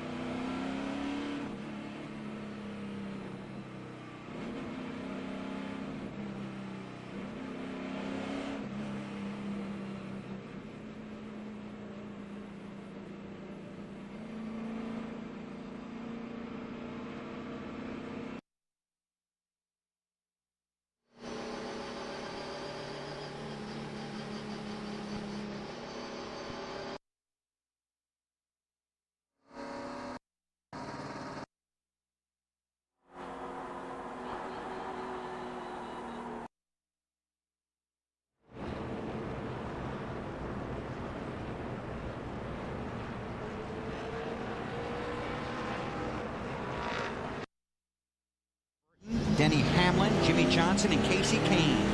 All drivers in the chase or trying to make the chase are the 7 different race leaders. Our Napa field summary. We're working our 5th caution period of the night right now. The field has gotten the 1 to go, doubling up down the backstretch. I don't think they better go yet. I'm just telling you, that's what they were telling. That's what they said. You don't think it'd be good to run with that truck right there? Don't think that'd be good. No. So with that safety vehicle out there, the lights on the pace car are back on. And there you see the championship standings that we just talked about. Right now, Tony Stewart 12 points out in the 11th spot. You're watching NASCAR on TNT.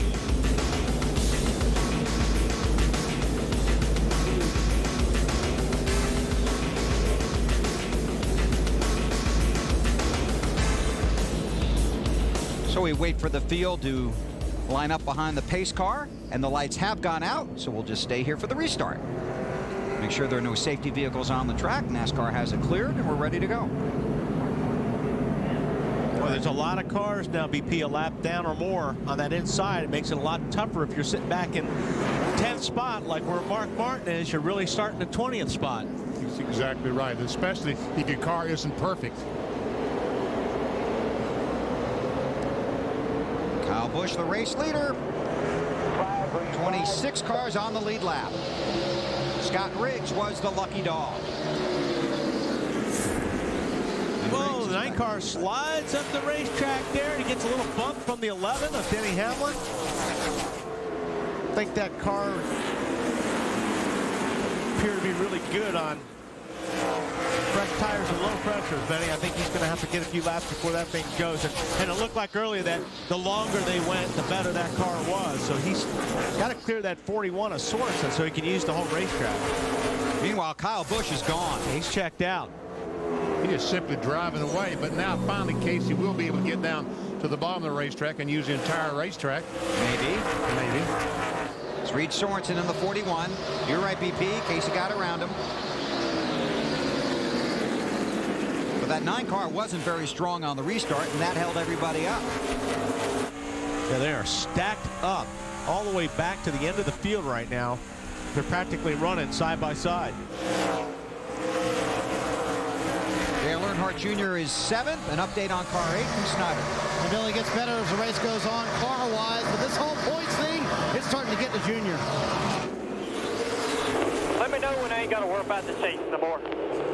All right, I'll 10-4. You ain't got to worry about it no more. Somebody falling out that we had to beat or what? I mean, I need to quit worrying about it. It's killing me. It didn't even bother me up until I got in the car. You're fine. As long as you got cars behind you, you're good. So just keep doing what you've been doing all night. It'll take care of itself.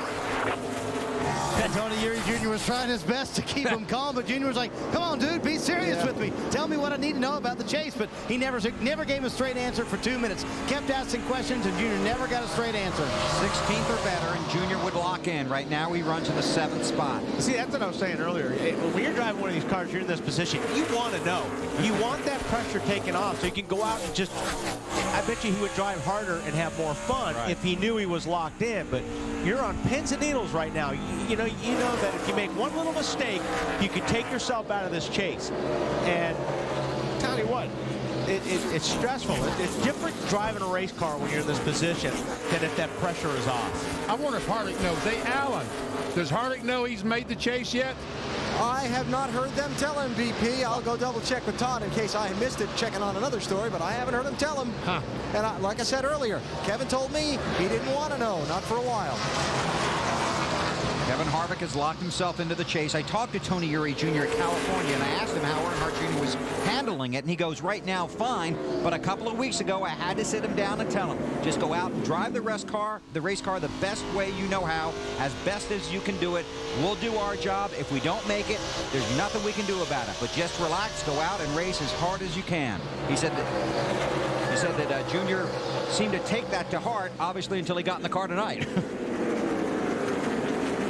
Stewart back in the 17th spot.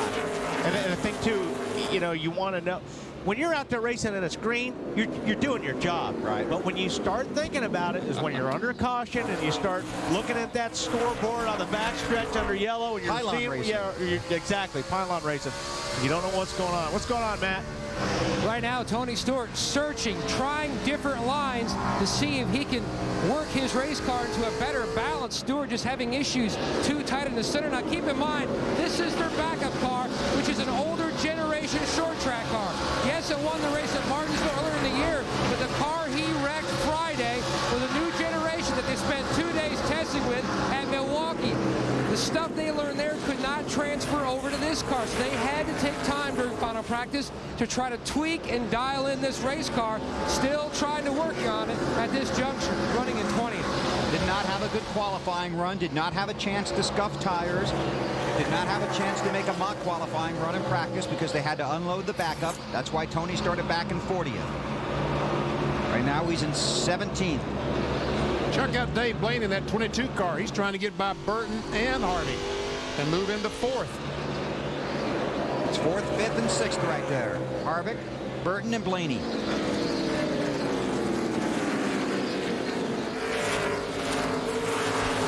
Tell you, you come to Richmond, you see a lot of fun racing. Kyle Busch is out front after 241 laps in the Chevy Rocket. They're all around.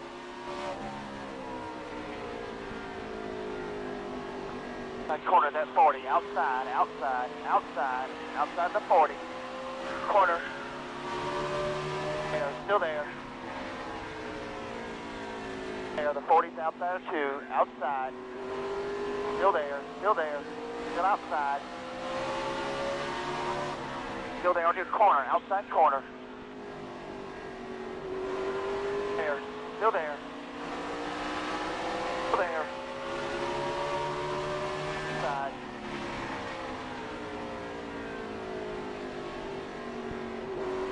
There, bud. Get out there. Get outside. Clear, clear.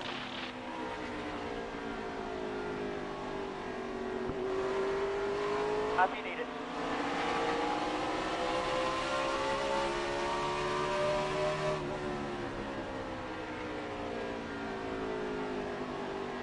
All around.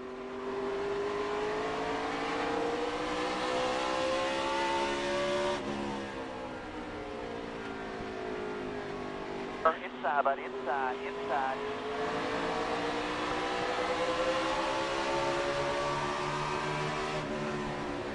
Still there. Clear behind the 40, bud.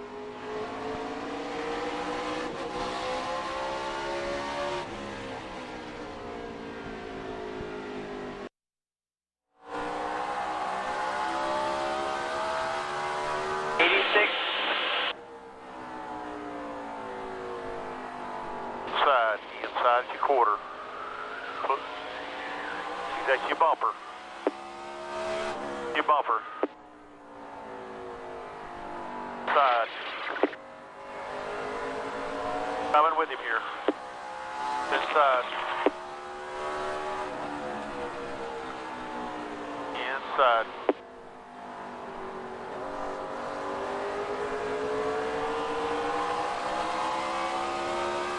Inside.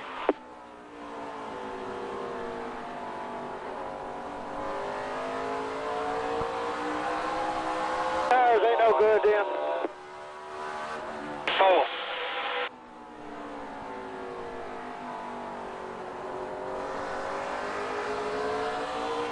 That's too far a lap down. Too far is a lap down. Inside. Inside. Bumper, quarter door.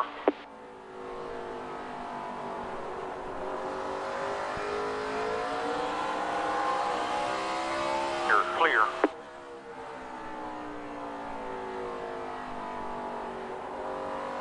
Good job, man. Just hang in there. Just keep hanging in there.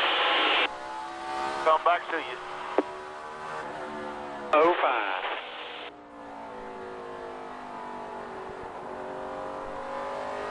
Pretty tight to the center and so loose off. I can't touch the gas. 10 pull, man. 10 pulled in. We're looking at the tires, see what's going on. Hang in there.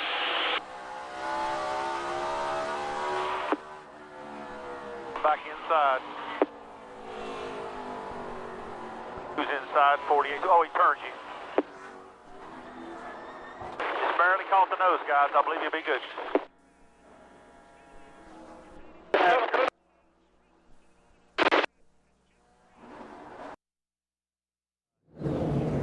Leaking water, you can see on the front of that car.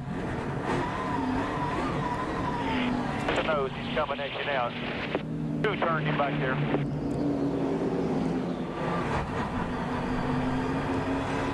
They seem to think they know what happened from our chopper.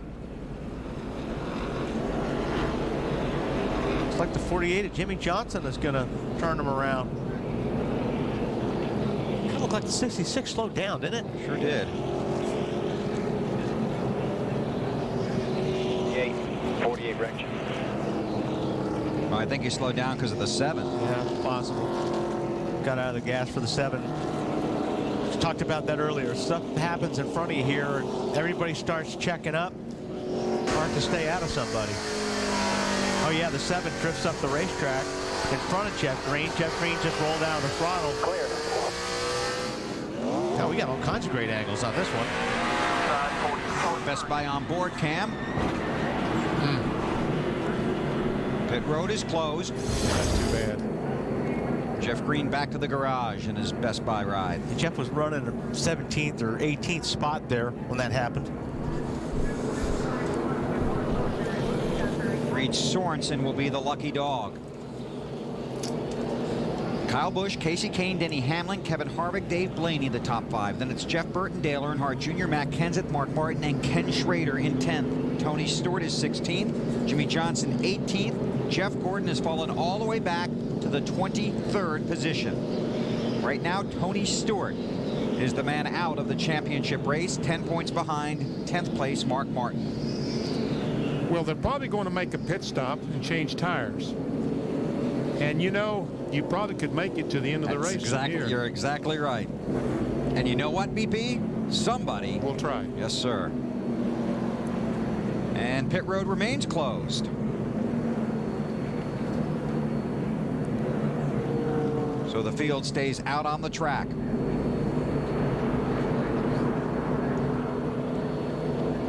$107,000 fans are here, the 30th consecutive sellout. You know, but I don't want you to be the last guy without tires. You know, that's my biggest deal. He's got 23 laps on him. How are we on fuel? Nobody can make it. You're like 25 laps short from making it on fuel.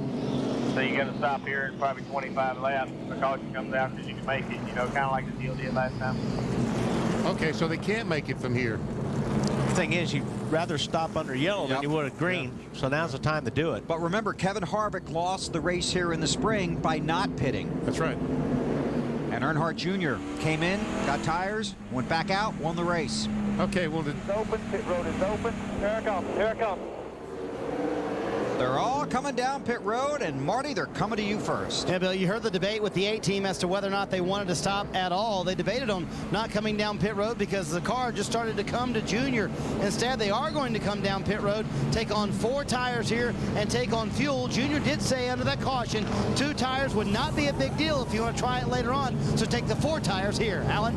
Casey Kane and his team director Kenny Francis debating on changes. They made a small one to try and make the car like it was on the previous run, Dave. As Kyle Busch exits turn 2 and 4, the car doesn't turn well. A track bar adjustment to help that. Matt. The 2 chasers of the Gibbs stable, the 11 and the 20. Now Stewart's team instant message their teammate told them that they are just way too tight in the center of the corner. Smoke also has a throttle issue. He has to pull it back when he makes his entry into the corners with his toes. It's not hurting him, but it certainly isn't helping him. Let's take a look at the race off of pit road. Kyle Busch beats Casey Kane. The final vault. Rock and Roll 400 from the Richmond International Raceway on NASCAR In-Car. Only digital cable. Great, foot on the brake.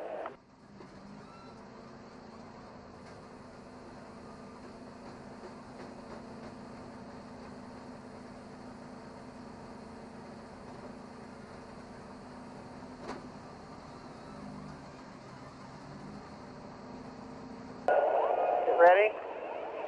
Ready? Go, go, go, go. Dig hard, dig hard. 4 outside. You're clear. 4600 second gear.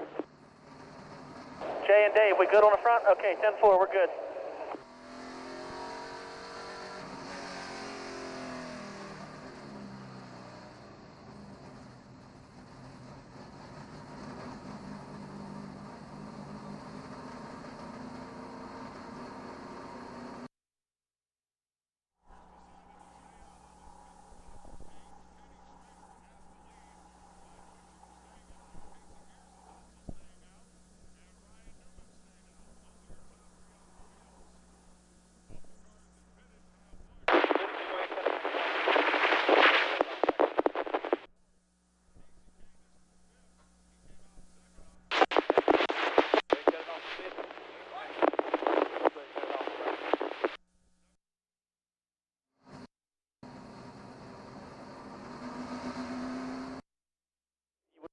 Went to the bottom, he'd have got out of both our ways.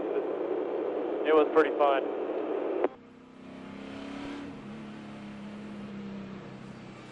I appreciate it. I like it when you guys get pumped up.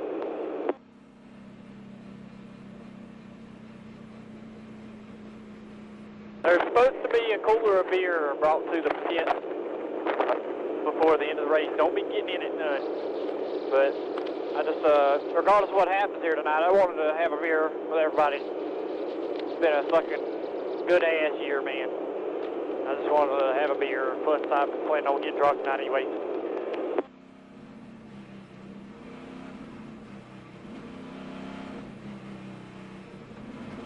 Right, come check. Yeah, sounds good.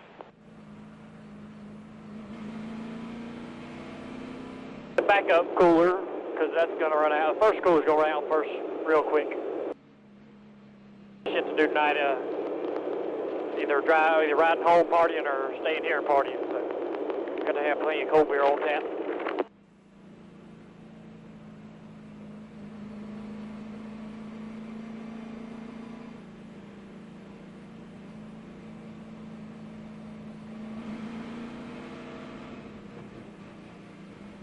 Rev the needle right here, Jim. Consider it threaded. Right, Joe.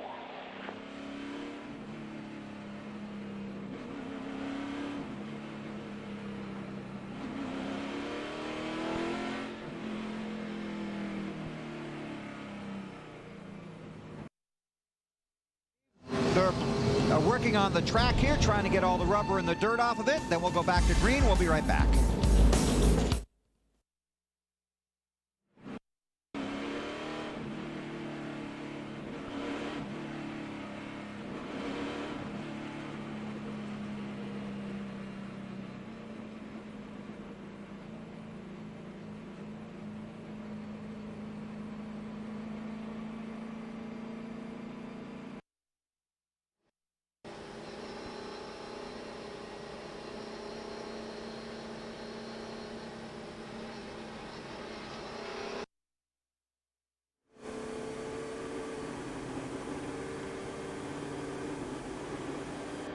knows Rocky speed cars and 6.2s don't way there. Tempo. One to go this time, Jeff. One to go.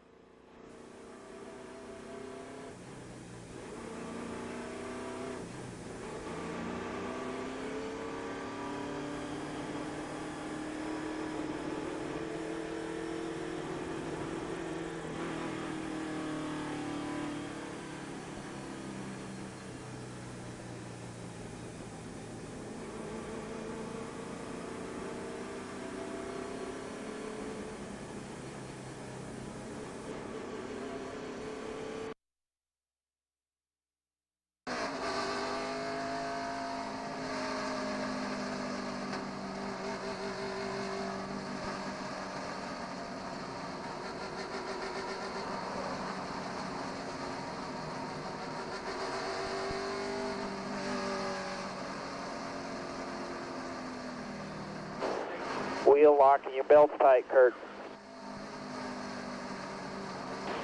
Pace car soft. Be ready. Be ready.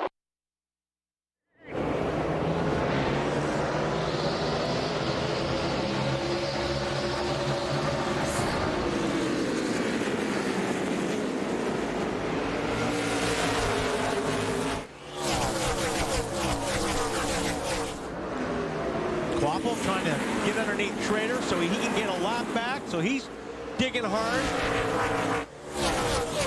We're working lap 263 this time. 263 are complete.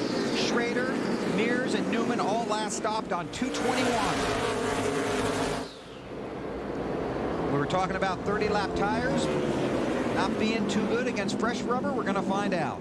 Elliott Sadler in the 19 took 2 tires. Robbie Gordon in the 7.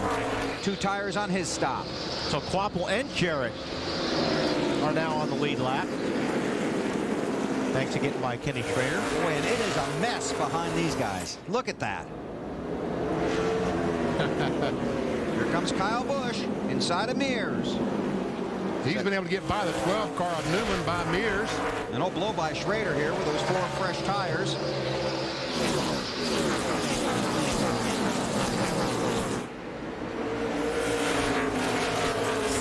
21-year-old Kyle Busch back to the lead.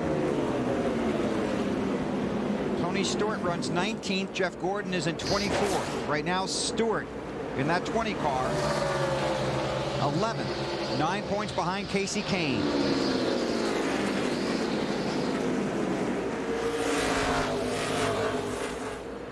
An update on the 20 from Matt. And you're watching Tony Stewart up in the left-hand corner of your screen now. Up on top of his pit box, team manager Jimmy Maycar, as well as engine tuner Jared Egan. They do have some concern just because of the other issues that a couple of the Gibbs cars are experiencing. When the instant message popped up, motor issue from the 11, you could see not only are they concerned about trying to lock themselves in, currently 11th right now in points at this part of the race, lap 267, but you know, a lot of times we've seen when one corporate teammate has the motor issue, we've seen it carry on to another teammate, so there is concern. Thank you, Matt. And that's position. Elliott Sadler in that 19 car. Ooh, it's ugly here. Oh, my goodness. Oh. Mark Martin in the 6, Denny Hamlin in the 11. Mark just got 9th. Let's get an update on Hamlin from Dave. And Bill, they decided to stay out this time. Competition director Jimmy Maycar was on the line with him. Denny said the sputtering is back and it's bad. And by the way, remind the guys behind me on the restart not to run over me. He got a good restart, and so far hasn't said anything. The car appears to be still racy. This is big for points right here. Burton, Hamlin, Kenseth is there. Martin's right in front of him. Right now, Jeff Burton 10th in the championship standings.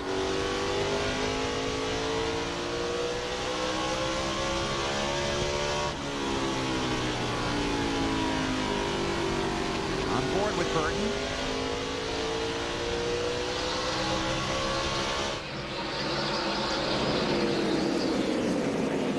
Denny Hamlin enjoying an outstanding first full year in the NASCAR Nextel Cup Series. And this weekend he told us, being a rookie, has some advantages when it comes to trying to make the chase.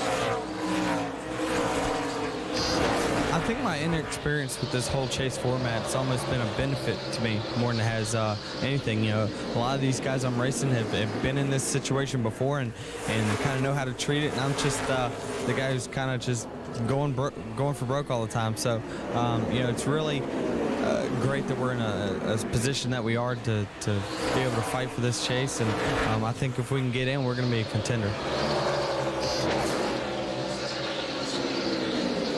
Benny, you know the guys on that crew would love to see their driver get them into the chase because of how much they enjoy working for him. Well, they love that young man.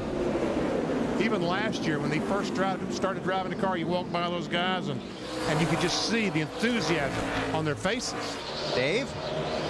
And they bonded earlier this year over a unique situation, Bill. Remember the test at Charlotte where Denny was goofing around after they got done with it and ripped his left pinky finger nearly off. The ride to the hospital, the moving of Denny's car back to his house, trying to find Denny's house. These guys have a lot of stories from that experience, and Denny was motivated that day, actually the next week, to race here at Richmond, and that improved their relationship with their young driver. Just something weird that happened, and they all lived it together. Everybody at Richmond chasing Kyle Busch. Casey Kane runs second. Harvick, Schrader, and Mears, the top 5 in the Chevy Rock and Roll 400.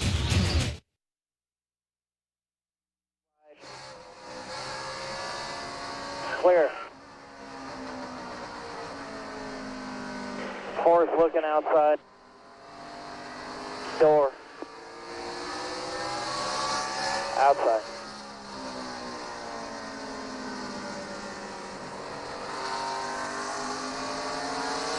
31's on the top.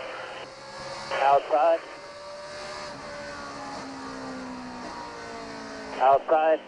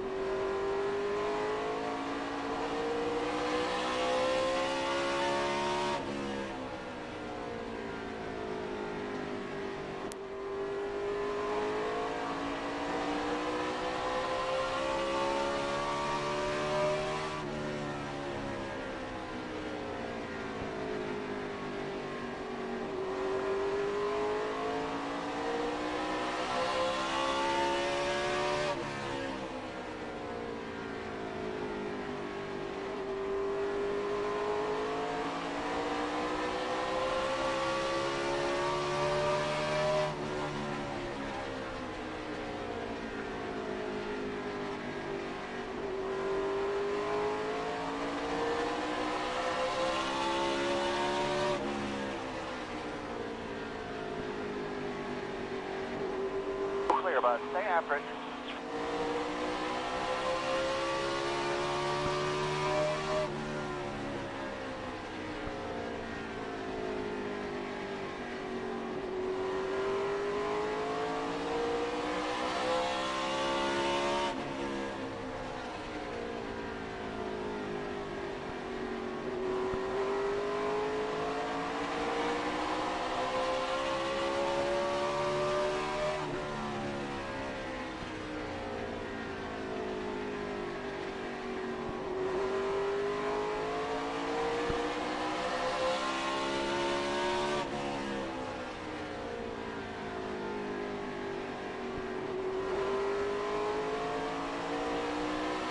Does that help us any, bud?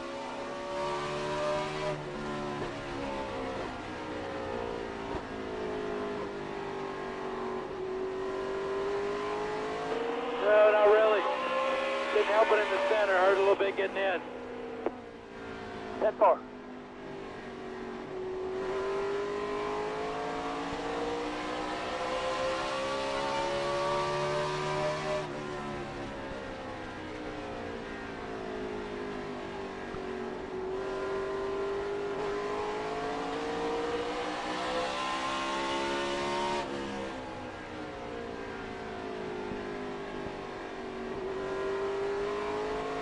corner.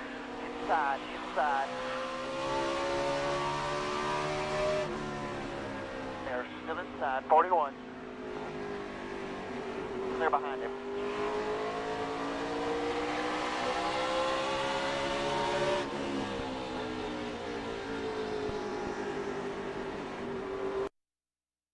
Laps out there, didn't Yeah, they were going at it pretty hard. Were you watching that, Marty? Yeah, they were going at it pretty hard, and then for a while, the 12 car was holding up the 8 car.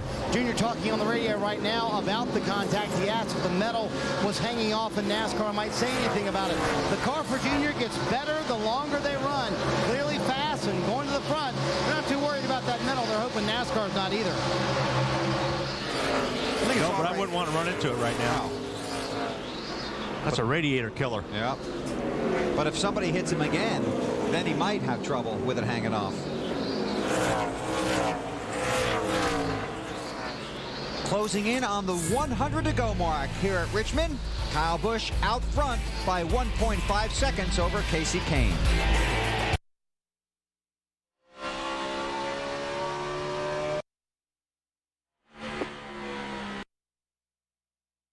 Clear.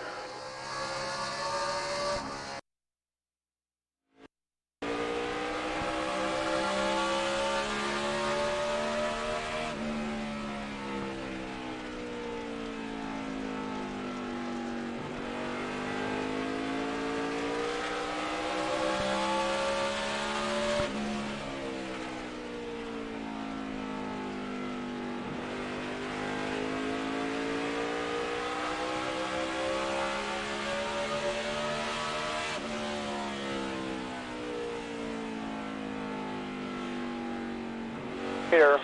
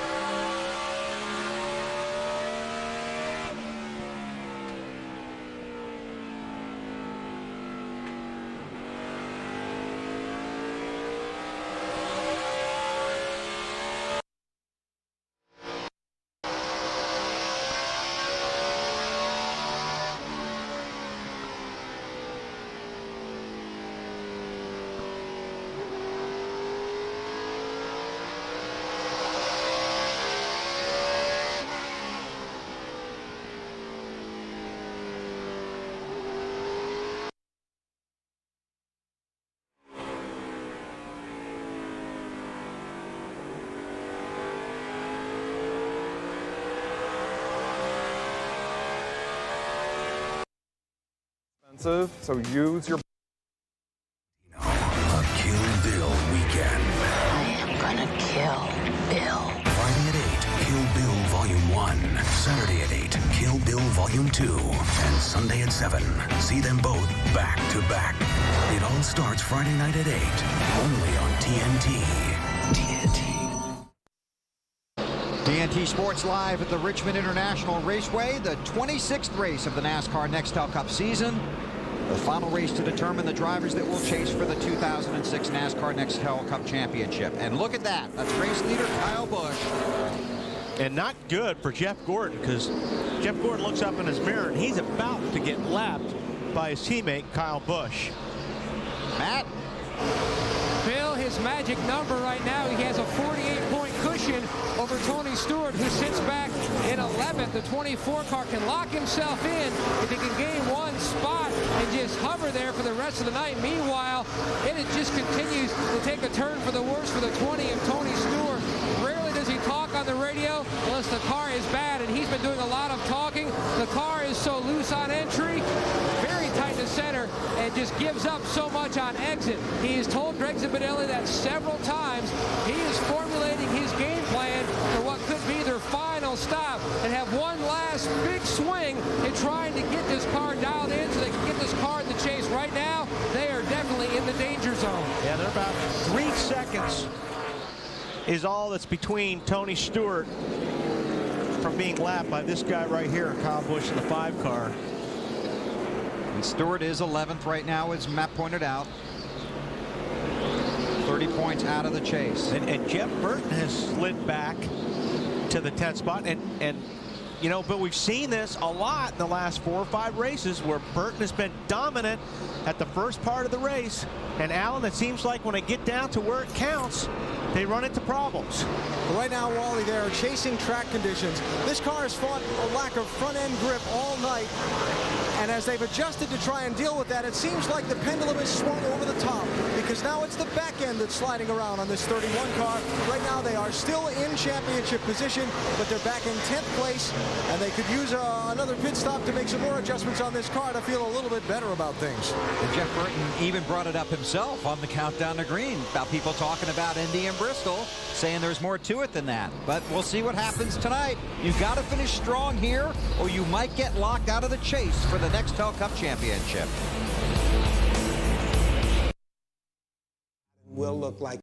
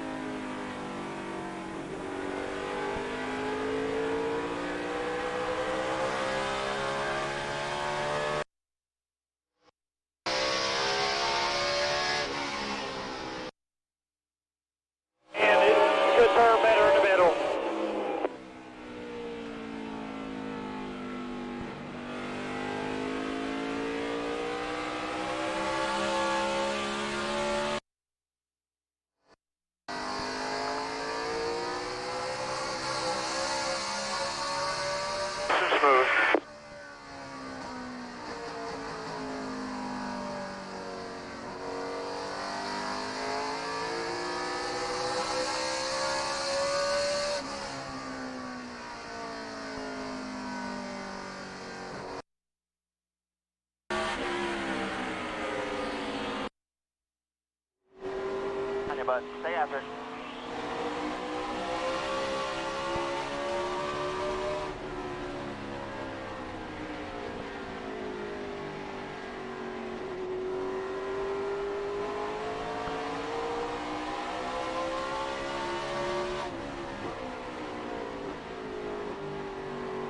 Here, bud. Still clear.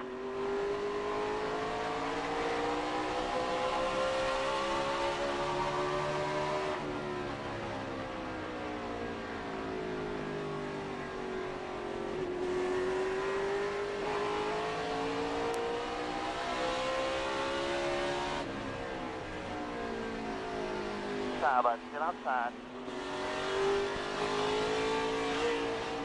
Behind him if you need it.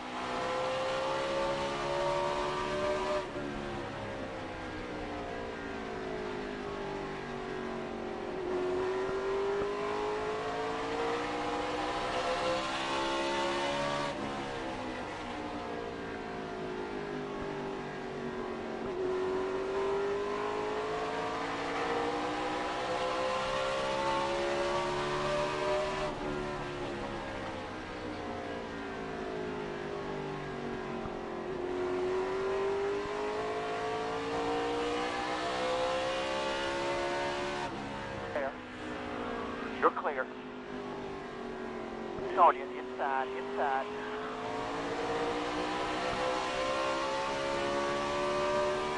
They're all around, bud.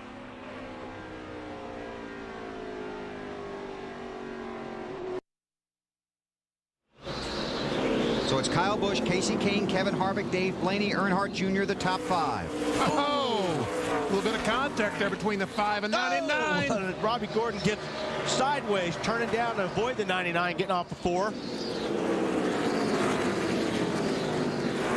Stewart gets trapped in there behind Robbie. Now Stewart needs to get by Robbie. And he knows that. Yes.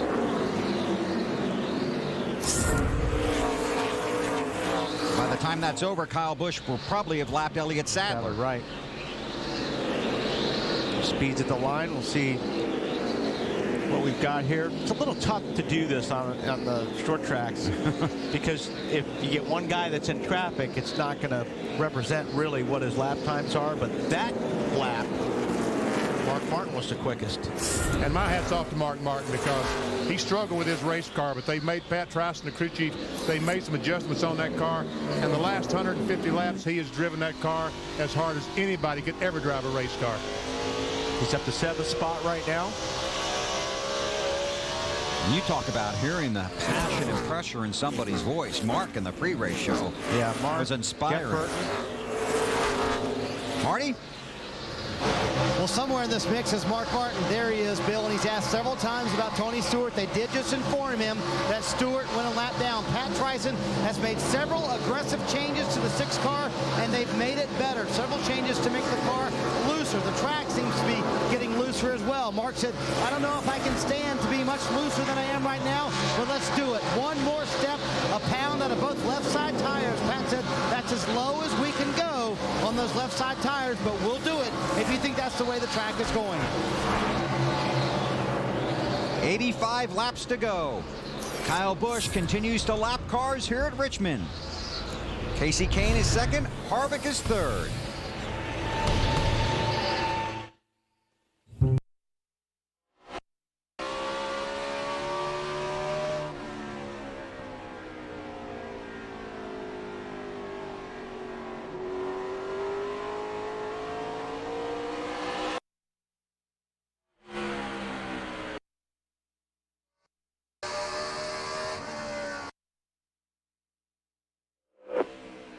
Clear.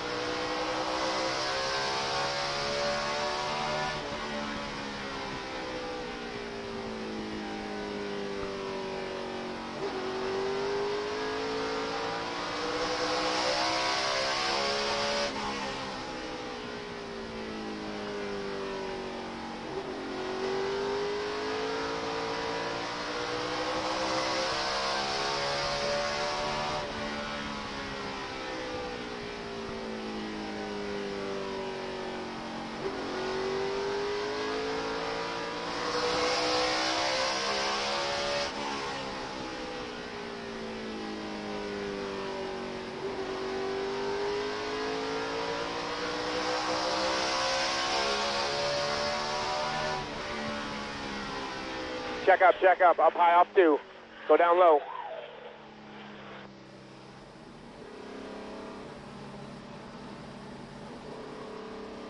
Tight, get through the center. 3 amazing Law and Orders. Half a round of wedge in the left rear and a half pound of air in the left rear tire.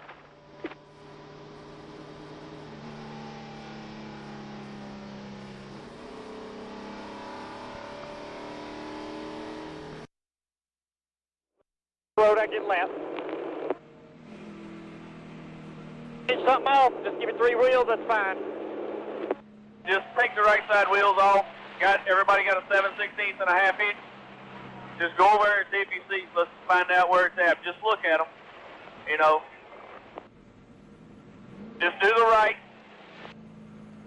Road's closed, guys. Get time to put a plan together.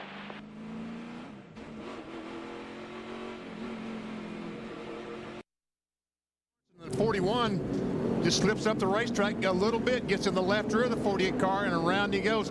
And Wally, for the second time, he's spun and hasn't hit the wall. Yeah. Very, very lucky.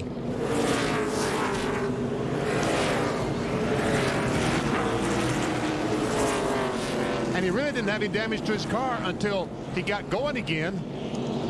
And then the 66 car, Jeff Green, paid him back. He's upset from an earlier incident in which he felt Jimmy Johnson turned the 66. The 66 has been black flagged by NASCAR. Pit road is closed, but Denny Hamlin is on pit road anyway, Dave. Bill, he needs extra time, and so the crew is going to go underneath the hood to see if they can find out what the problem specifically is. They think possibly spark plug. He'd lost 8 positions during the last run, but it remained under power. It looks like they've got a...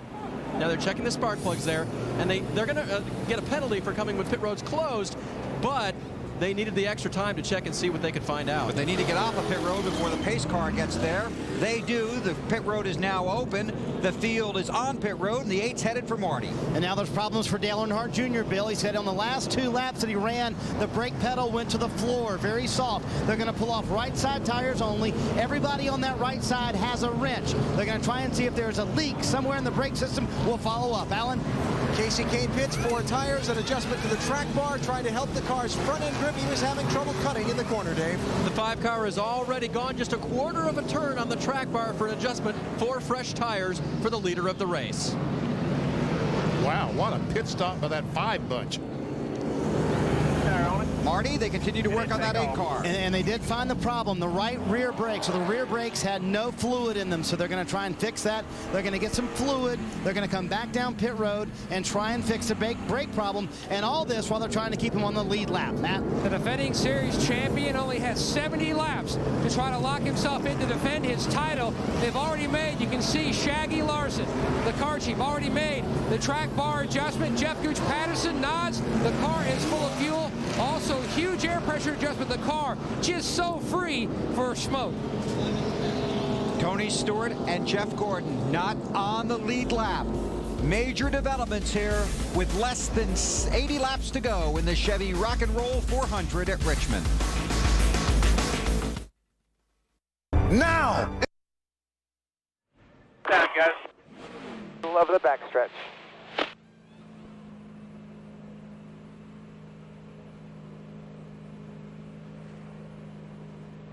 Middle is 3 and 4. All right, let's go, guys. Get out there. Get out there. Pit road speed, you're fine. Pit road speed, you're fine. Fine. Clean up truck. You're all right. You're just fine. 4,400. All right, haul butt. Pace car's off to your right. We need to come back. Yeah, you got to come back. Get the left and gas. Change the right front yet.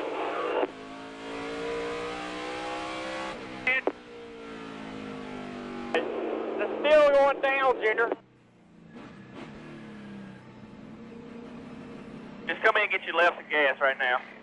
I understand what you're talking about. Coming to 1 to go. 400. Left and gas. Left and gas.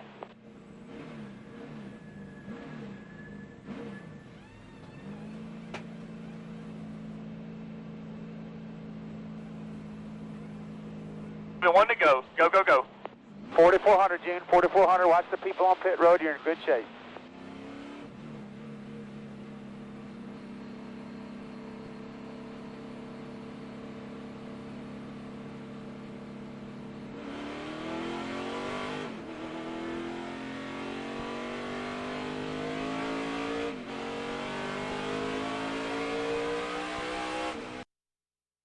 Proves that Singular's all-over network. No matter what, so if it keeps going down, it's because if you want to crank the front brake into it, you won't be having to worry about your rear brake. So crank the front brake in it. To the Greendale, Junior. 73 to go. Get on up there. You did go all the way up there to 15. Outside. Green flag, green flag. Clear all around. Pay for groceries. You're fine.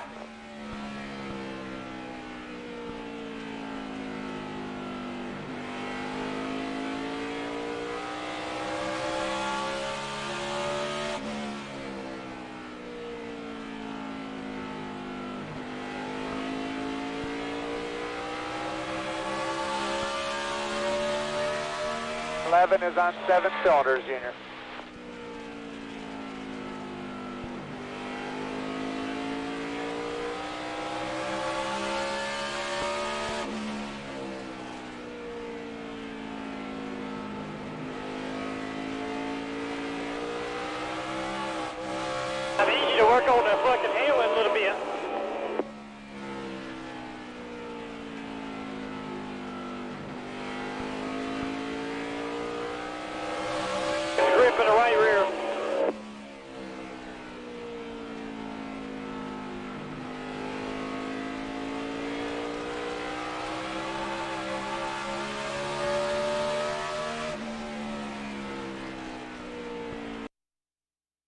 car that he can. The problem for Junior is this race car has been tight, and that's really going to affect your race car. If you dial in more front brake to a tight race car, that's not what you want to do. Dave? Denny Hamlin in that black number 11, they pitted 3 times under this caution. The spark plug wire that was failing was melted and coming apart. They weren't able to pull it from where it was held onto the spark plug. They couldn't get the boot off. They needed a pair of pliers. So they couldn't change it. They changed 4 tires on the car, but they need another caution to get Denny down on pit road and change that plug wire. Getting back to the 8. Right. The problem with doing that is he's going to fry those front brakes. If that's all you have is front brakes, eventually he's just going to heat those things up to where he's not going to be able to slow the car down. He's going to have to back off a lot earlier getting into the corner, and he's going to lose a lot of track position. And you can see he's only 41 points ahead of 10th spot. You also saw Hamlin going by him, and this is for the lead right here.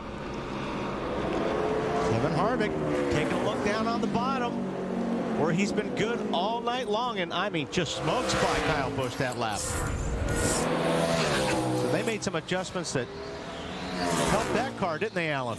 Yeah, made an air pressure adjustment, Wally, and also changed the crossweight in the car with a wedge. And Todd Berrier, after Kevin left pit road, picking up 1 spot from 3rd to 2nd, by the way, told Kevin, we've got something we can go race with right here now.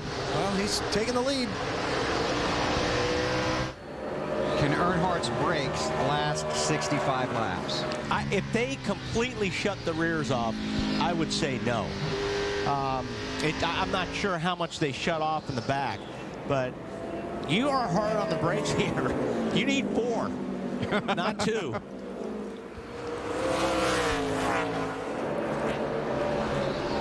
Jeff Gordon in that 24 car runs 29th. An update from Matt. Shocking run by the 4-time series champion, just inside the top 30 now. Gordon, they just cannot find the sweet spot of the handling for the car tonight. They go back and forth between being too free on exit or too tight in the center, but there is huge concern in the 24 pit about making this chase. Here's the simple way to look at the points. I'm going to give you the simple way. We just need to keep that 20 as close inside as we can keep it, buddy, and we're going to be good. That 11's got the hood up down there. He's got motor, plug wire, something. They're fixing it. Our deal right now is the 20. We got a little cushion on that 20, so I know it isn't good. I'm not going to pretend it is, man. Just do the best you can. It's going to be about 70 to go. Keep that 20 inside the best you can. He floats between 25 and 33-point cushion in the car they keep talking about. Tony Stewart, he is all the way up in the 19th position. Neither Stewart or Gordon has led a lap to pick up those bonus points here tonight in the battle for the lead up front. Harvick in the 29 and the 5 of Kyle Busch. We talked about it at California. Jeff Gordon wanted to clinch there because at Richmond he has not run well in the last 5 races here. That's 2,000 laps. Jeff Gordon has led just 22 of those 2,000 laps, and as Matt said, he has not led tonight. Kevin Harvick is the race leader, but Kyle Busch is all over him. Boy, he drove that thing in deep, Kyle Busch did. Trying to get back up on the high side of the 29. He's going to drive on the outside, going into 1. I think Harvick is just going to let him have that for now. So the Bare Naked Ladies run 2nd on the racetrack. Wally's favorite group, Kyle Busch, the race leader at Richmond. 60 to go. Turn to NASCAR.com every Inside.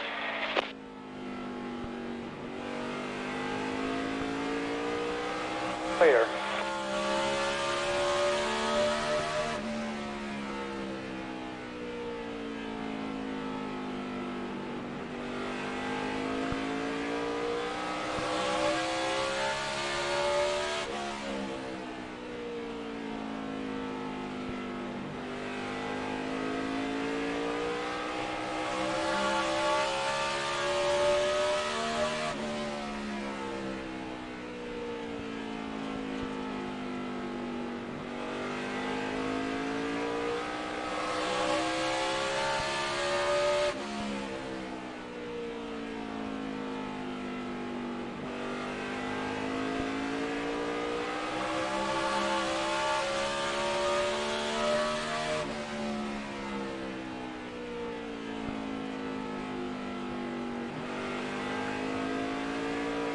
They're low. Coming to 55 to go.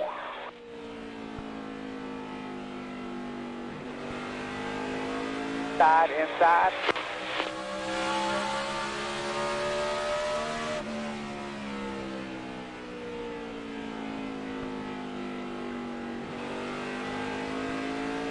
Clear.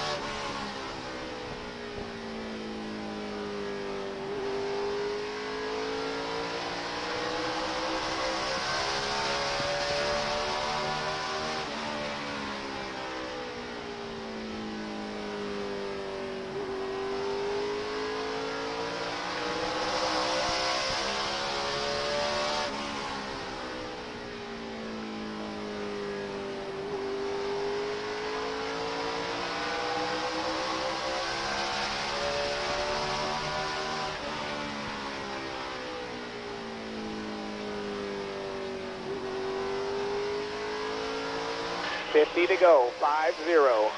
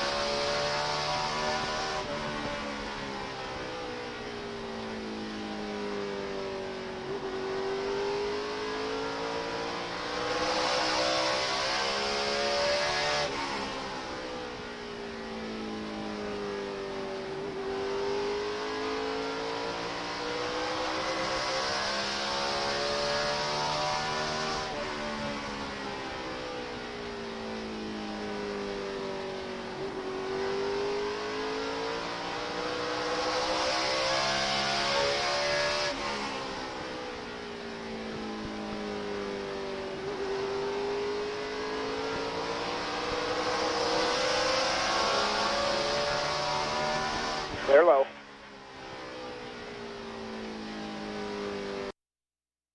Roll 400 on TNT. Hey, nice Harley.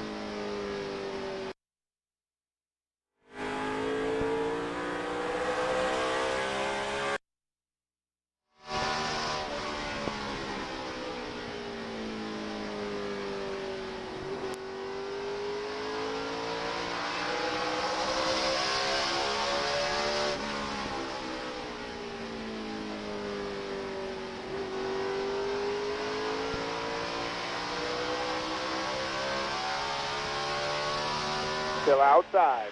Outside.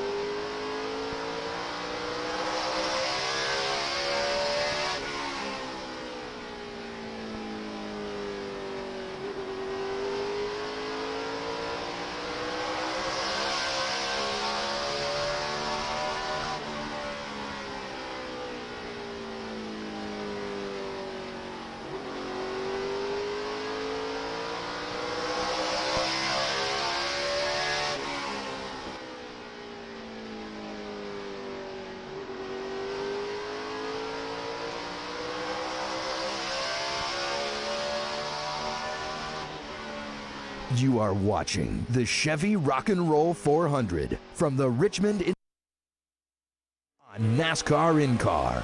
Only available on digital cable.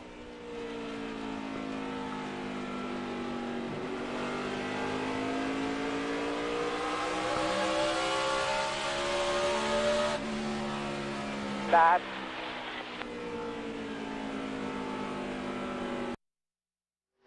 Outside. Outside. Outside. You'll be clear. All I can do in here, he only has a quarter of a pedal when he goes into the corners. That's not a comforting feeling here in Richmond. He went the lap down. He's trying all kinds of things to drive the racetrack differently. It's not helping. Those brakes just will not hold up.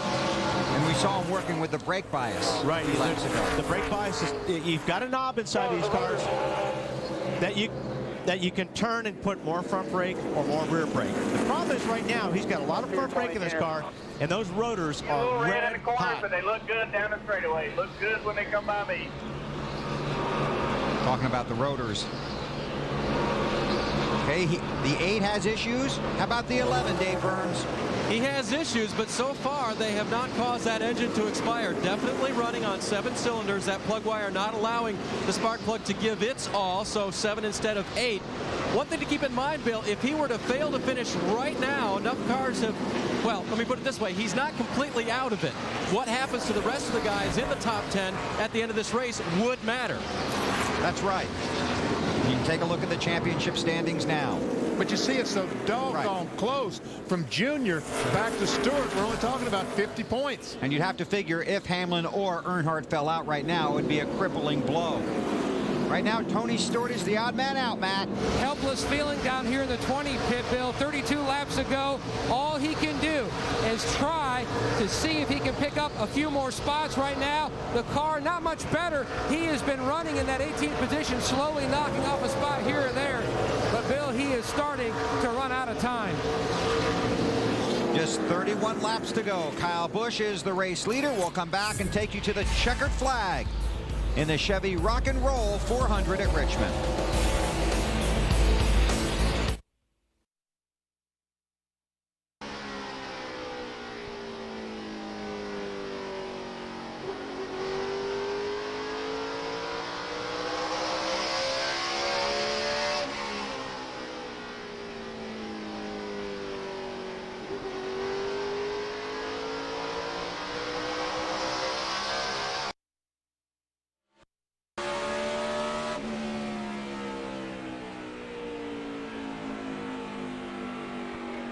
Clear low, coming to 28 to go. The big picture looks good, June. Big picture looks good.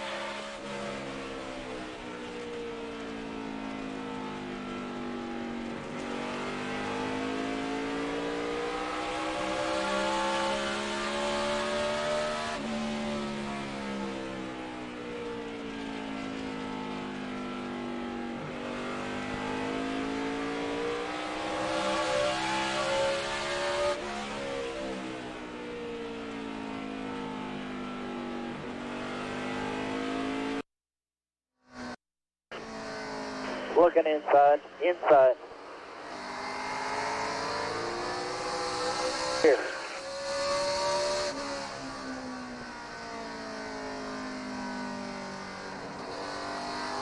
Back inside. You're clear.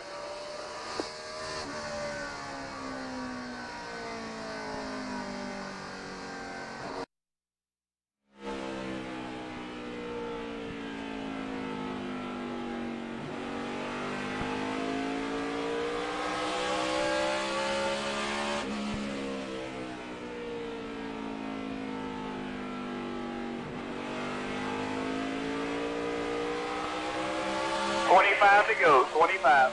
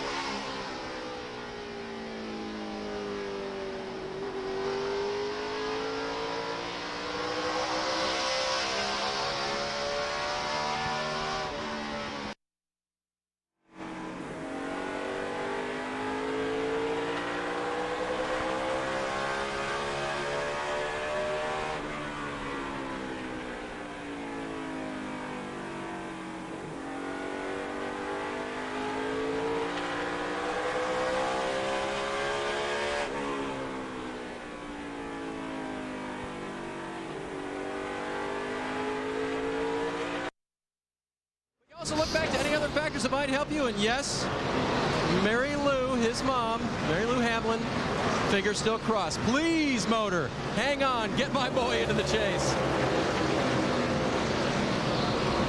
Tough enough on the teams, I can't imagine what it's like for a mom.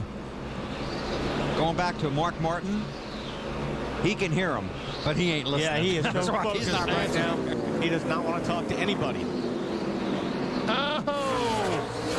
I thought that Kyle Busch was going up the hill and going to make contact with the 11, but I was with you on that ride, Benny. wiser heads prevailed.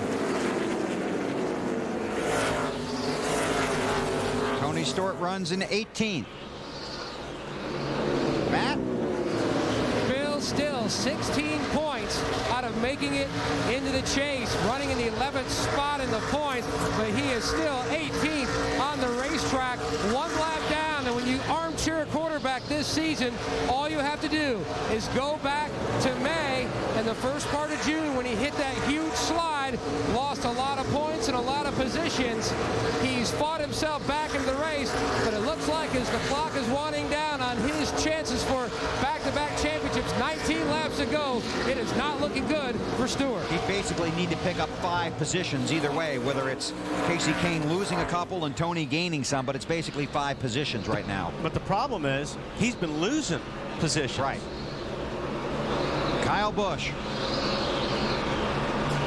That tells you a lot right there. Has obviously clinched the bonus points for leading the most laps. Out front, 21 years old, trying to make his way into the chase for the first time. He's very humble in the garage yesterday. He said it's not the driver this season. It's been all team, all Hendrick Motorsports. That's what's gotten the 5 car up front. Dave? And that race car came off the truck very fast this weekend. They tried some big changes, some different ideas to try to make it better. It never responded. Kyle says, well, let's put it back the way it was, because that was pretty darn good. And yes, it is. You're not kidding. VP, I can't imagine. It's great to have a car like that, isn't it? It is. And it only happens a few times in your life. Nope. But you know what? He hasn't run off and left Kevin Harvick. That 29 car is lurking back there, just 3 or 4 car lengths behind. Yep. There's Jeff Gordon back in the 31st position. About to lose another spot to Nemechek. That's right. Nemechek, he will take, I think he took that spot earlier. Gordon got him. Nemechek's coming back for it. This is 2 laps off the pace. That tells you two things. The 24 car isn't that good, and the 5 car is that good.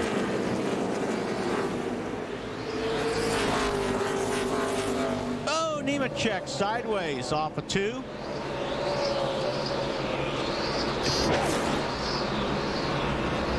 Matt? Bill, Steve Letarte told his driver, Jeff Gordon, the 01 is for position. Gordon says, my brakes are completely cooked. I'm just holding on. Right now, Gordon running in the 31st position.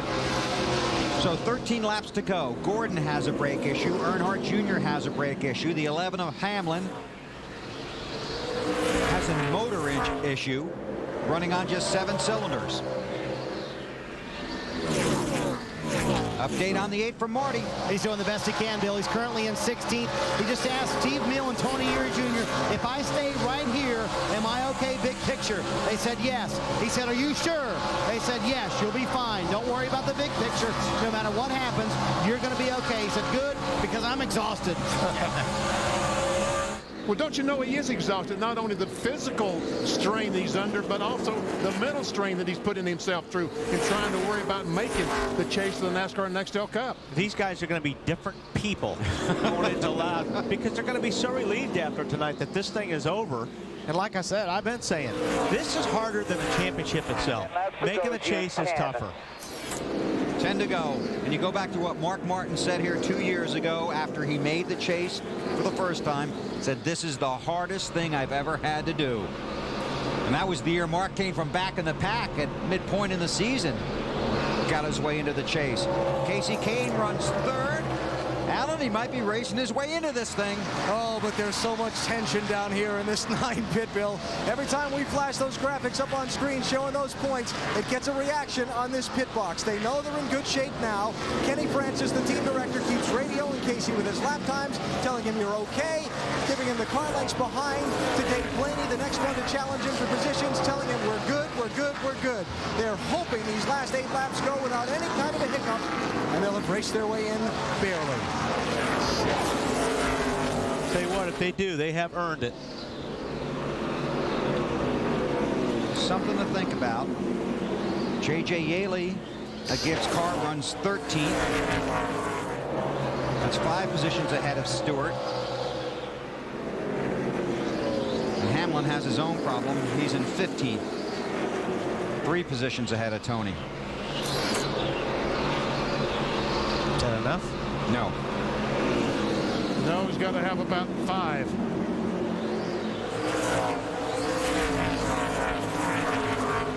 Six laps to go before we determine the 10-man field that will chase the 2006 Nextel Cup Championship. Tony Stewart is a 2-time champ, the reigning champion of the NASCAR Nextel Cup Series. Had run so well. But the last 5-6 weeks, not a lot of success for this 20 car, and now they're on the verge of being locked out, unable to defend their championship, Matt. Bill, many pointed to Richmond as a place where guys like the 20 of Tony Stewart, when you look at the guys who were trying to lock down a spot, all had finished first or second, but Stewart had really excelled here, winning 3 times, also twice in a Craftsman truck. When you look at his short track prowess, 23 top 10s and 46 races, but it just never came together for Stewart and his 20 team, never able to dig themselves out of the hole they dug for themselves when they wrecked their primary car, which was built special for here on Friday. Never able to rebound. It looks like they're going to lose out on a chance for a lot of money as season's end. Harvick is right there now on the back bumper of Kyle Busch. And you talk about Stewart, you go back to the start of the season, 43rd at California, was 42nd at Charlotte with that hard crash, 41st at Michigan, 28th at Sonoma. Tell you what, these guys are coming up on traffic right now. Kyle Busch is behind McMurray, and Harvick is just ready. And you know, take the opportunity. And Kyle's going to make him do it. Here we down go. Low. Taking the look. Harvick can't get down there because the 25 of Vickers is down there, so got to wait till they clear this traffic. There he is. He's got them down on the bottom. He slides up a little bit. White flag is out. Clear. One to go. Come on. Harvick gets the lead as they take the white flag. Right now, Tony Stewart still the odd man out. Kyle Busch will get one more shot through 3 and 4. Harvick won here last night. He's already clinched a spot in the chase for the Nextel Cup. Kevin Harvick off of 4. Harvick sweeps at Bristol. At Richmond. Awesome. Where are we, Bill? We're Richmond. You big I got dummy. too excited. Got too excited. Go ahead. You can give him one, too, Come on, BP. You big dummy. Thank you. And there are the championship standings. You know, the guys that finished 1, 2, 3 in 2005, all 3 failed to make the chase in 2006. I think they turned the program around for Richmond.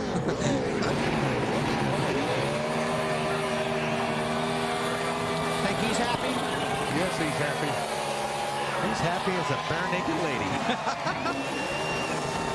And he's going to ruin Richard Childress's engine, but I don't think he much cares. I don't think Richard cares.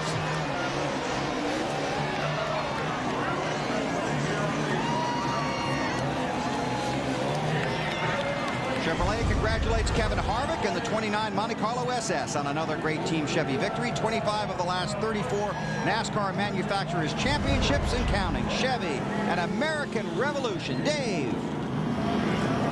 With Todd Berrier now. Todd, did you just show everyone who to fear in the chase? I tell you what, it's a long way to go. If we win next week, we'll talk some junk. But this week, right now, we're just in it. We didn't gain any spots, but we're starting this thing within 10 points. And Kevin drove his tail off, man, so it's all about him. Did you tell him earlier that he had clinched and gave him the green light? No, I never did tell him. I mean, I figured, there's no reason to at this point. I mean, if I knew I knew y'all were saying it was good, but that ain't good enough for me. You don't believe us? Absolutely not. Okay, these guys all worked their own numbers. Todd Berrier did, and in the end, they became the winners tonight, regardless of what our points said, Bill. Thanks, Dave. Kevin Harvick celebrates here at Richmond, and he takes Richard Childress Racing back into the chase for the Nextel Cup Championship, the first Childress car. And his teammate Jeff Burton is in it as well. Casey Kane got the 10th spot. Kane was in 3rd place following the race in Sonoma, then 6 finishes of 22nd or worse dropped him to 11th. He has 3 top 4s in the last 4 races and got him back into the top 10 and into the chase. Matt. Well, Bill, Tony Stewart has climbed from his race car. And Tony, you go back to Friday, 5 minutes into practice. Did that set the tone for the weekend? Well, I don't think so. I mean, it takes 26 weeks to get to this point, but we just missed tonight. I mean, we couldn't get it to turn in the center, and all we did was, make it loose in and on the exit. But I'm still proud of this Home Depot team. They've done a great job. We still got 10 more races to go out and try to win. Just, wish the guys that made the top 10 good luck this year. Can you describe the shot? Because I know a lot of people, when the season began, they felt like you were going to be the guy to go for back-to-back championships, and just the way this season has been a roller coaster.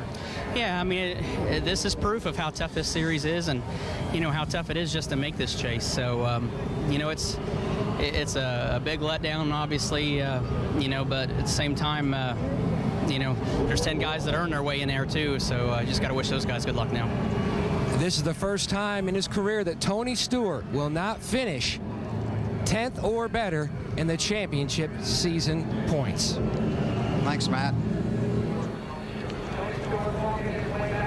Frustration for Tony Stewart, but excitement for 10 other guys and 10 other teams. Kevin Harvick's in victory lane. Alan Bestwick is down there. Well, he's taking off the helmet. You see him removing the head and neck restraint, and here he comes.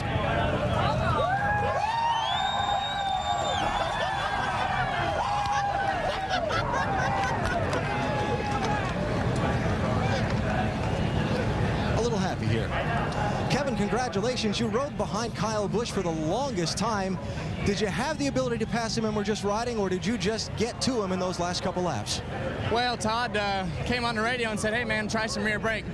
I put 5 rounds of rear brake in it and just started sliding it into the corner, and I don't know, it just all of a sudden started going good, and I found a little groove there. I could kind of pitch it in there and gas it straight up off the corner, and GM Goodwrench Chevrolet was awesome. So it's, I told you, that's how you control your own destiny, is to win the race, and that's what we came here to do, and we did it.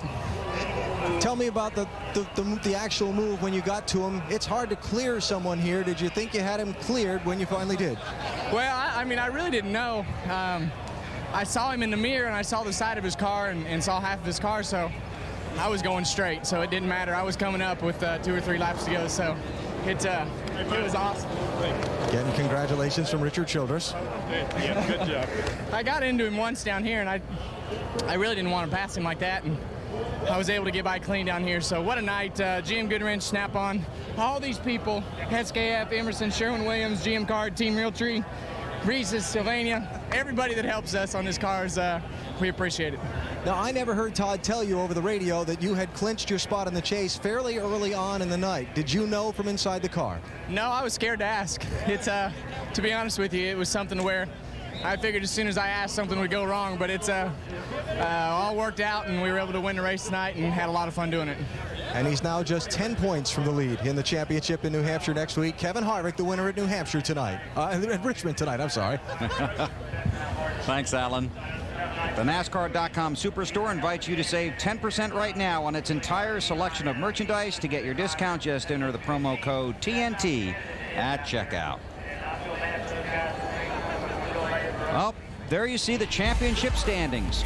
After 26 races, 10 to go, and the top 10 drivers will chase the NASCAR Nextel Cup in 2006. Matt Kenseth goes in as the leader. Tony Stewart will miss the chase this year. Earnhardt Jr., welcome to Wrangler Jeans Company, a new generation of Wrangler. New fits.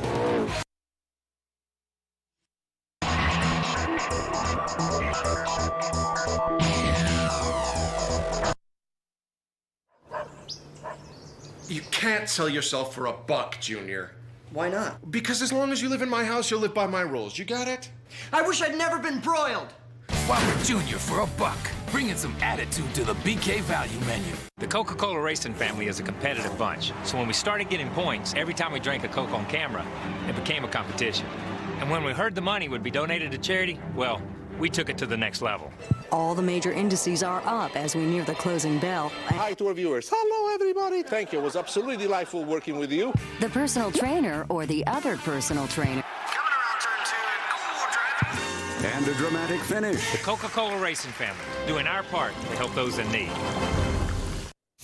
The hotter the hot. The colder the cold. The greater the demand, the more you need Duralast. Batteries built to exceed the need. Batteries built to meet or exceed original equipment standards for cold cranking amps. Batteries built with the power to hold up to heavy electrical demands. Batteries so good they come with a coast-to-coast warranty. Built to last. Only at AutoZone. So this DirecTV superfan Tchotchke lets you watch an entire game in 30 minutes? There's no shortcuts in football, Buttercup. Football is hard work and groin pulls. Every play in 30 minutes. Shortcuts from Superfan, only on DirecTV.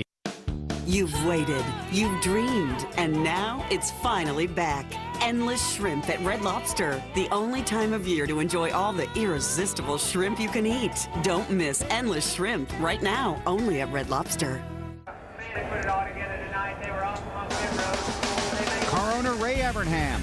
2 years ago, he got Jeremy Mayfield into the chase with a win here at Richmond.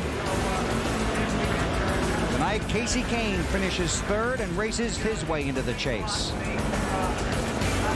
Here's Marty Snyder.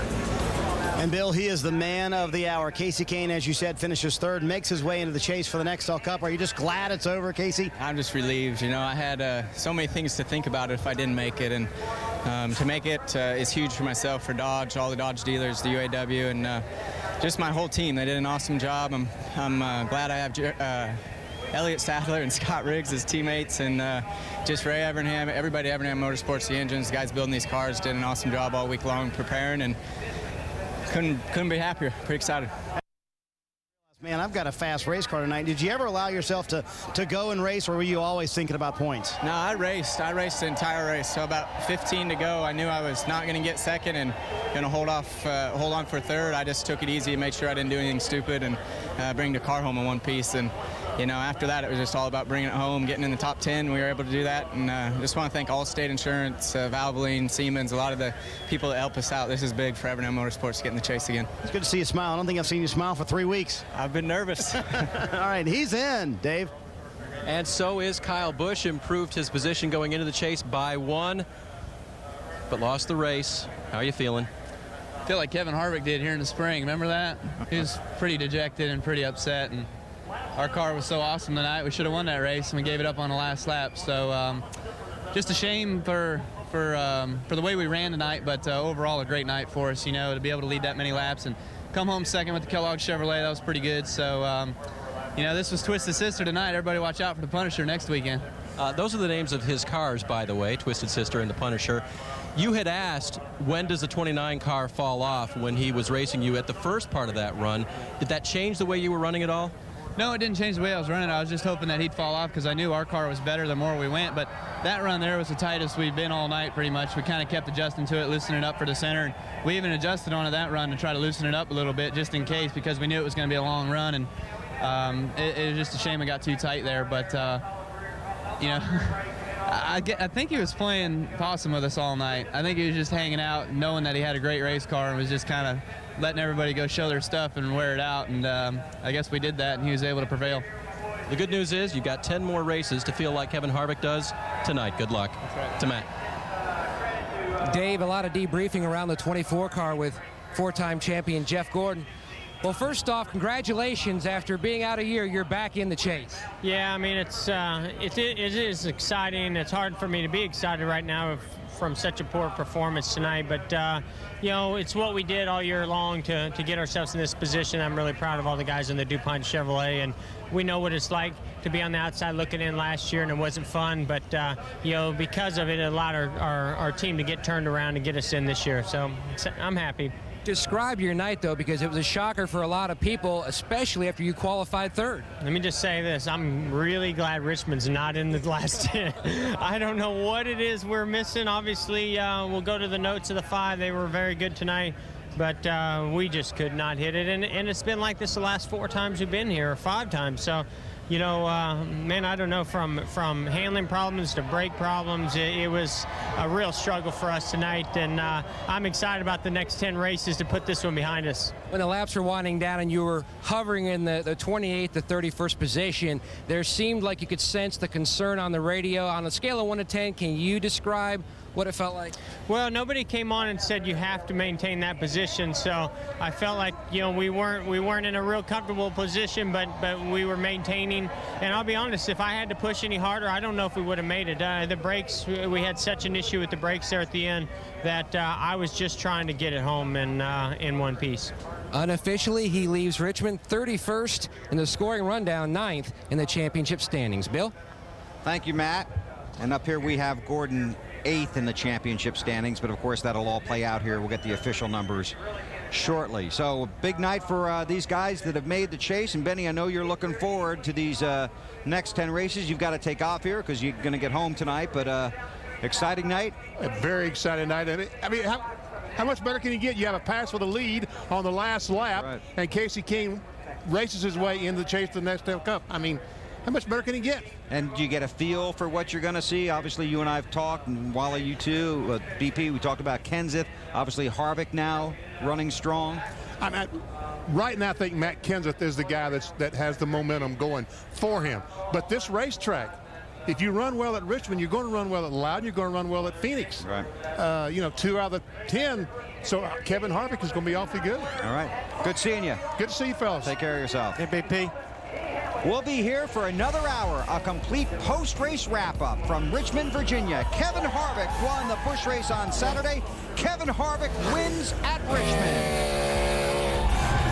Kevin Harvick with the weekend sweep.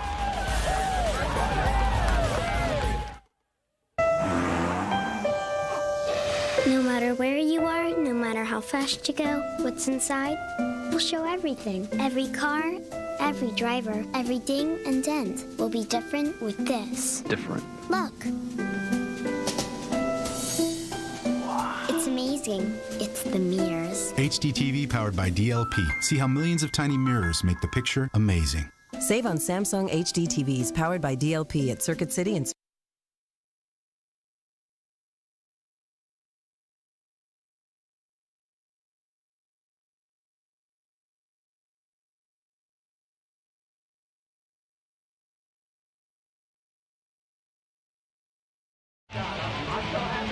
For our post-race show from the Chevy Rock and Roll 400. Let's go down to Alan Bestwick. Well, I know Kevin Harvick's pretty happy that he won the race tonight, but there may not be a happier guy on the grounds than Mark Martin, who is, maybe happy's not the word, relieved more the word, Mark? I'm relieved, man. I just want to thank all the fans out there for all the 19 years, but especially for this year. The overwhelming support that you guys have given me has been fantastic, and I can't describe what it means to me. It was a great night for our AAA Fusion team. Pat Tryson and all the guys on pit road really redeemed themselves for sure, and I got up on the wheel, and halfway through the race, I really thought we were done for, and we made one last little adjustment that I never dreamed would have made any difference. 2 runs to go, and it set the car on fire, and you know, it's just I hate it so bad for such a great champion and one of the probably the greatest driver of this era. Tony Stewart didn't make the chase, but somebody wasn't going to make it that deserved to be in it, and you know, we're glad to be in. When the car got hooked up and took off, was there ever a point in this night where you felt comfortable we're going to be okay? Yeah, it got to looking really good there with about 30 to go, but, you know, a caution changes everything. And, you know, these cautions are just horrible nightmares with double foul restarts and people gouging, and it can all go up in smoke on one of these crazy restarts, man. And my car had not been good on the long runs earlier in the night. In that last run, it kept getting better and better and better, and it was like, man, this is perfect. If it'll go green all the way, it's going to be like falling off a log. And you know, heck, we were fixing to get Junior in another lap or two. Our car was really good at the end of the race, and I just want to thank Jack and our team and our sponsors, Pennzoil and Kraft, and all the folks that have supported us. We're in, and I promise I'm going to have fun the last 10 races. This has been stressful leading up to this point, hasn't it? It's been awful. It's been awful. I've been everything but sick, and maybe even sick for about 6 weeks now. I wanted it that bad, and you know, we've had some tough times, and there's been a lot of pressure, and we stepped up to the plate tonight and got it done. And you know, we might you know, really put on a charge and make this thing exciting, and we might not, but we're in it, and I'm proud of that. 16 of the last 19 years in that 6 car, we've been in the top 10, and I'm proud of that record. 5th place tonight, Mark Martin. He is in the chase for the NXL Cup. Matt? Stressful night for Jeff Gordon, but his teammate Jimmy Johnson, you'd already locked yourself in, and especially the way your night went, that had to be such a huge thing for you and this team. Yeah, it was. Tonight was just a bad night for us. I think we had a car to run the top 15, top 10, but we had some problems on pit road getting trapped into our stall. The 49 kept coming in late, and I got trapped in my stall and had some issues with that. And I wasn't fast enough to really run away from the leaders, and before I knew it, they were to me, and I held them off a couple times and finally got down a lap. But I run into twice and spun out, and then I ran into the back of the 66, just a mistake on my part, and I know he was upset and mad, but hopefully, you know, tomorrow I can get a hold of him and get it straightened out. But just a tough night of racing. Like I said, I got spun out twice, and I spun someone else out and got trapped in the pits twice, and we just couldn't get any luck and get anything going tonight. You've been waiting so long to finally get here. The chase is now beginning. Now you can really go game on. Yeah, it is, and it's going to be a really interesting chase, I think. We got 10 great teams, 10 great drivers, and I'm really looking at it as, you know, I got 10 races to beat 10 guys, and just focus on those 10 guys and have some fun out there. I've got a great race team. I couldn't be more proud of what they've done all year long. We've grown, we've matured, we've really shown a lot of strength, and I'm very proud of this Lowe's race team and look forward to the chase. 5th twice, 2nd twice. When you're looking ahead to the next 10 races, though, what are some places that you feel like maybe are some concerns or highlights on your schedule where you feel like you guys need to step it up? I think the chase is good for the 48 team. I think the one wild card race that I always worry about would be Talladega. So hopefully we can get out of that race clean. I would say New Hampshire and Phoenix might be the weaker tracks for us, but everything else really works good for the 48 team. I can't wait to get to Martinsville. And it's a tough track on some guys. It's really good for myself, and I know for the 24. So at the end of the year, we just need a Hendrick car and to be a champion. Hopefully it's a 48. And the good news, you're only 5 points out of first. I know, that's the best thing that's happened to me all night long, so I'm looking forward to it. Jimmie Johnson starts the chase second in the championship standings. Thanks, Matt. Jimmie Johnson hoping to chase down his first Nextel Cup championship in the 2006 season. Jimmie Johnson's going to win the 48 Daytona 500. At the stripe, it's Jimmie Johnson winning here at Las Vegas.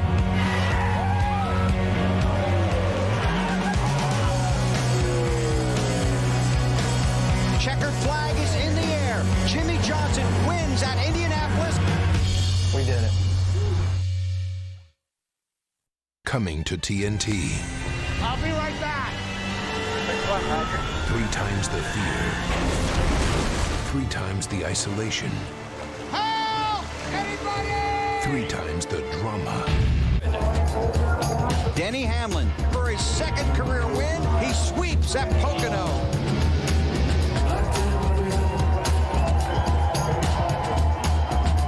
What a season for Denny Hamlin, and now he gets to chase the championship. Dave?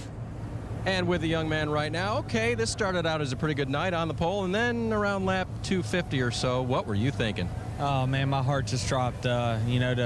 To have that motor problem again. I've had it at Phoenix, I had it at Indy, and I was just like, I knew this was going to happen. I knew I was going to have a mechanical failure, and but it was just something we couldn't help. A piece of rubber flew up and got under the headers, and then burnt the spark plug wire all the way through. So 7 cylinders, finished at 15th, and moved up in points. That's it's still a great day for us. So the wires were located okay, but when you get some kindling under there, that's what the problem is. Yeah, when you light a torch under them, and they don't work too well. So yeah, it's just it was one of those bad luck, good luck days, and it's finally over with now, and we get to go out and celebrate and enjoy the rest of the year. I'm asking your mother to join us because let's take a look at those good luck charms one time here, Mary Lou. Come on in.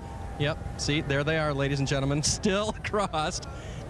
She does this, right? All the time. She has for the last 2 years. She wakes up on race morning, she crosses them. She eats breakfast, lunch, and dinner with her fork, with her fingers crossed. So it's really great that I got a family that's so supportive, and it's been a long road to get here, but now we're in the chase for Nextel Cup. And Dennis, your dad, said that he had to look down for about 150 laps, so he was nervous too. Yeah, I was really concerned about the car. The thing about it was once we realized it was just a plug wire, it wasn't some internal that was going to end up breaking the car permanently, I was a little bit more at ease. And we still were able to keep up pretty good even on 7 cylinders. But I would have loved to run better in front of my hometown crowd. But to be in the chase in front of them is great. You are a rookie in this series. You have a chance to run for the championship now. What do you think of that? I don't know whether we were predicted to be here or not, but the thing of it is we got here by running solid and running good, and I feel like we're as strong as contender as anybody is. I mean, we run consistently in top 10 every week, seems like, and Mike and the guys just do a great job. The team's gelling great, and we're having a lot of fun doing this. We're not stressing ourselves over it, but now that the pressure is off, we can go out and we can have fun because at worst, we're going to end up 10th, so we're going to go for the Hail Mary, try to win this championship. And Dennis, I know your son has told us before how much you all have given up over the years to help him be successful. What do you think now about him with this shot to be champ? Well, I'll tell you, it wouldn't matter to me if you took the fame away, race cars away, money away. I'm so proud of the young man he's grown up to be, and what father could ask for anything more than what he is? I mean, I'm so proud of him, I just don't know what to say. They just don't make many of them like this. What do you think? Well, what do you think about that helping you along with the development? You know, we had a lot of struggles as a family and a lot of arguments, and there's been a lot of tears shed over, you know, how we're figuring out how we're going to get to a racetrack every single weekend. And, you know, it's not just my parents. It goes all the way down to Jim Dean and guys like Ron Roberts and different people that's helped me throughout my career when, you know, I just needed $5, you know, to help me get going. And, you know, this chase is about them. It's not all about me. Something else for you to think about. A mentor and a teammate did not make the chase. That's so disappointing to me. I don't even know what to say because, you know, I know Tony was part of this last year and he's the Cup champion. I was going to, you know, see what we could do to help each other throughout this chase. And, you know, it's very unfortunate they didn't get to, you know, be a part of this. But you know, I'll continue to be, he'll continue to be a mentor of mine and one of the guys that I really look up to. Denny Hamlin grew up about 10 miles from here. He has raced his way into the chase, and he will contend for the championship. Marty? I'm not sure, Dave, if the smile on Dale Earnhardt Jr.'s face is the fact that he made the chase because of the fact he made the chase, or because of the fact this race is over, because you had your hands full and were exhausted by your own admission for those last few laps. How did you hang on to that race car with just front brakes? Well, we lost the rear brakes. We had a seal or something go out and burned the front brakes up with about 30 to go. So we was lifting at the flag stand, just praying to get in the corner and get there without wrecking. So I don't know. Tony Jr. was letting me know what was going on with the points, so I kind of knew what I needed to do and where I needed to finish, and I could take it kind of easy. I didn't want to run the front brakes so hot the rotors flew off of it. So we just got lucky. We had a real fast car though. Aside from all that trouble, we had a top 5 car, and I'm real grateful for the effort my guys gave me this weekend to give me that kind of car. You didn't believe him. You kept saying, "Are you sure I'm okay?" And once you kept asking. Well, they got all this stuff to look at and all these notes and whatnot. And I'm sitting in there with nothing but a steering wheel. So yeah, it's a little frustrating inside the car when you ain't real sure. But I got to reiterate, man, my guys have given me such a great effort this year, especially the last several weeks. That's the kind of team we are to run in the top 5 and places like that. I mean, we've had some bad luck, but we're a great race team. I'm really, really proud of my team. Last year you sat and watched everybody try and win a championship without you participating. Has this team matured enough to win a championship? Yeah, the guys that we got on our team have a lot of experience, and they've been on a lot of different scenarios with different teams and whatnot. They've got a lot of experience to take us all the way and win the championship this year. Tony Jr. is one of the best in the garage as far as crew chief goes, so I couldn't ask for a better group. I think I can wheel it as a race car driver. You know, and that package should be able to do it. You know, we just need to make sure, again, the only thing that I'm curious about or concerned with is just the intangible things, the things that are out of your control that you can't control yourself, like wrecks and being involved in wrecks and mechanical failures and stuff like that. You guys feel like you're peaking at the right time?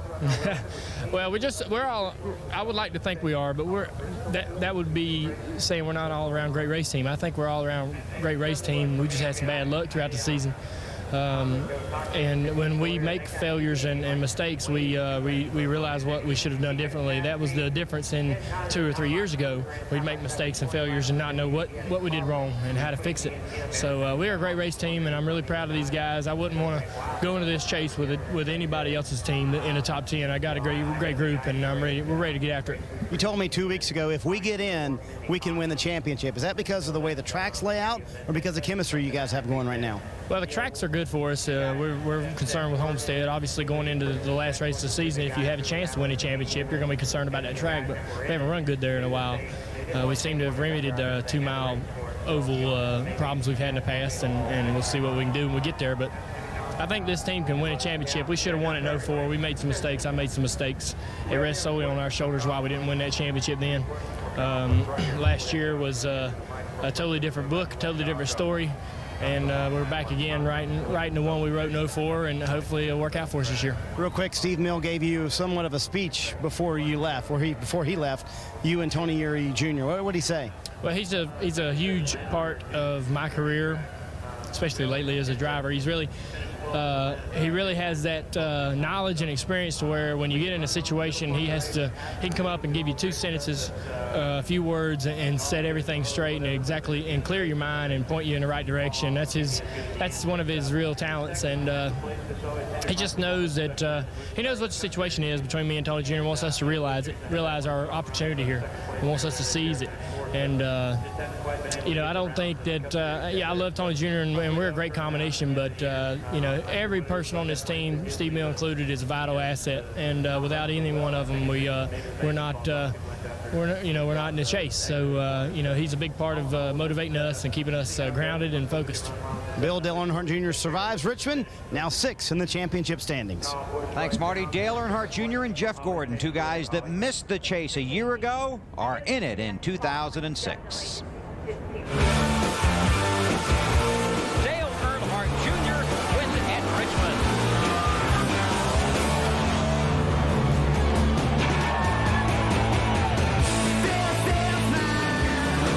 A 19-race losing streak is history. Jeff Gordon wins at Infineon Raceway. Jeff Gordon's going to score his first win at Chicago.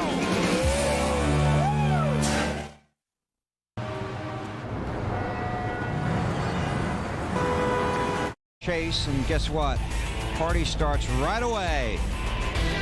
Earnhardt Jr. made sure the coolers were on standby so they could celebrate his appearance in the 2006 chase for the Nextel Cup Championship. Let's go down to Alan Bestway. And let's talk to the man who will lead the championship when the chase starts next weekend at New Hampshire International Speedway. That'll be Matt Kenseth. Your lead will only be 5 points, but how important were those 5 points to you to get a hold of tonight? It's important. I think it's cool to go in as the leader. I think every if you're the leader, you got good encouragement to try to stay there. So I'm really proud of Robbie and Chip and everybody that builds these cars and pits them here on Saturdays and Sundays. They've been doing a great job. We've been in position to win a lot of races, and we got 10 more weeks to go. So hopefully we can keep it up and keep up the hard work and keep our performance up. You've talked a lot about momentum over the last couple of months. You've wanted it going into the chase. We're there. Do you have it? I hope so. Obviously, we had a couple good weeks, Michigan and Bristol, and last week we were probably capable of running third or so, and with all the pit stops, then finished 7th. And we're pretty darn good on pit road. Tonight we were off a little bit. We had the car off a little. We're off a little on pit road, so it was just a little bit of an off night for us. So I'm sure we got a good short track car sitting home for loud. I'm sure that'll run a little better than this one, and I'm sure we'll be ready to get him on pit road too. So I'm looking forward to next week. I'm looking forward to getting it started and going after it.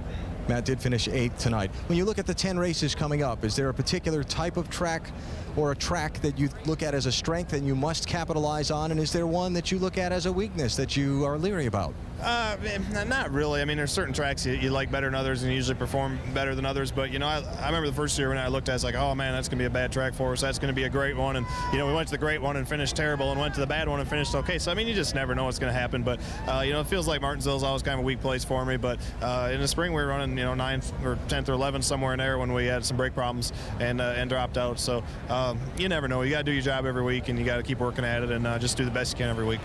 People would like to look at the chase from the outside and say, well, there must be a lot of tension, a lot of nerves, and so on. You've been locked in to the chase for a couple of weeks now, so you haven't dealt with this. But what about next week and for 10 weeks? Is it a nervous, stressful time for you?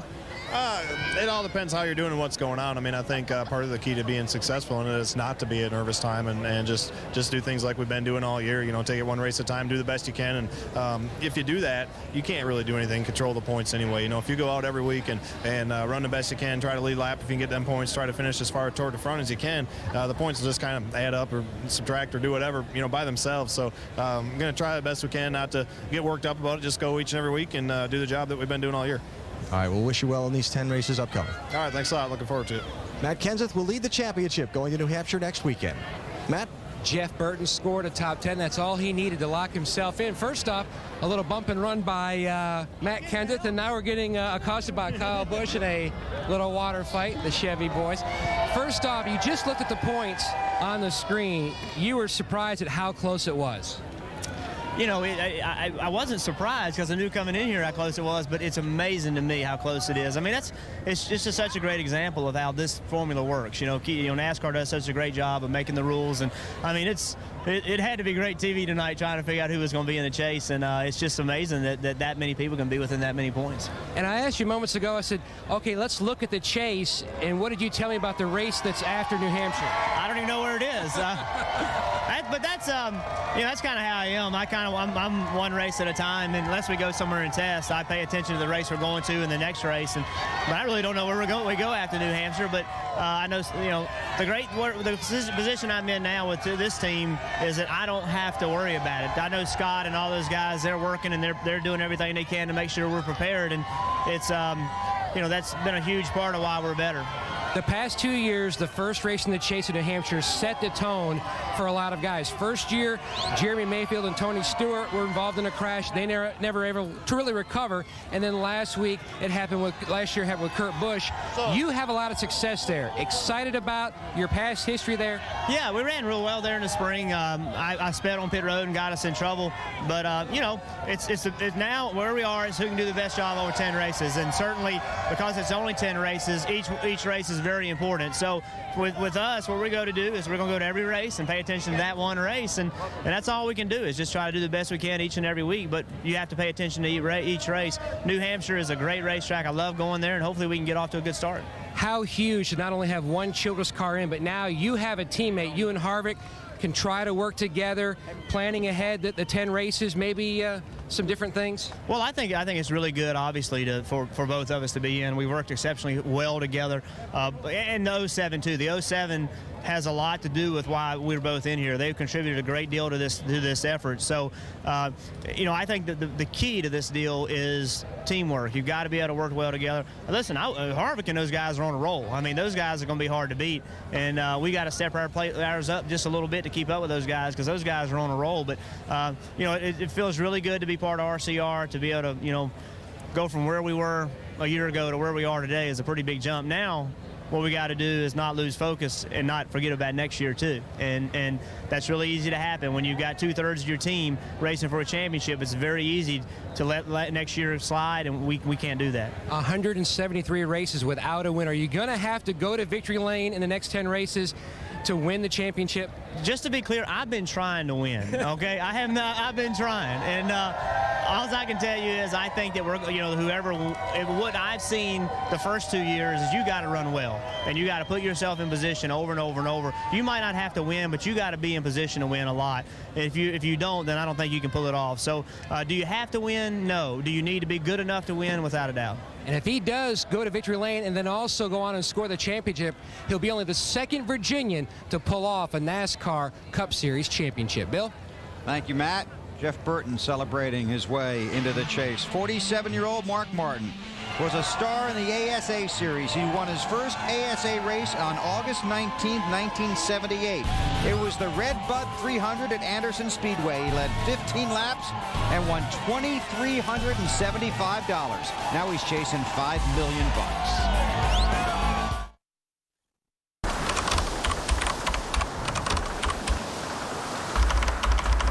Well, you need a new scorecard for the last 10 races. Here are the championship standings for the 10 drivers in the chase for the Nextel Cup. They reset after race 26. Matt Kenseth is the championship leader by 5 points over Jimmy Johnson. It goes back 5 points for each position, back to Casey Kane in 10th, 45 points out of the lead. Dave?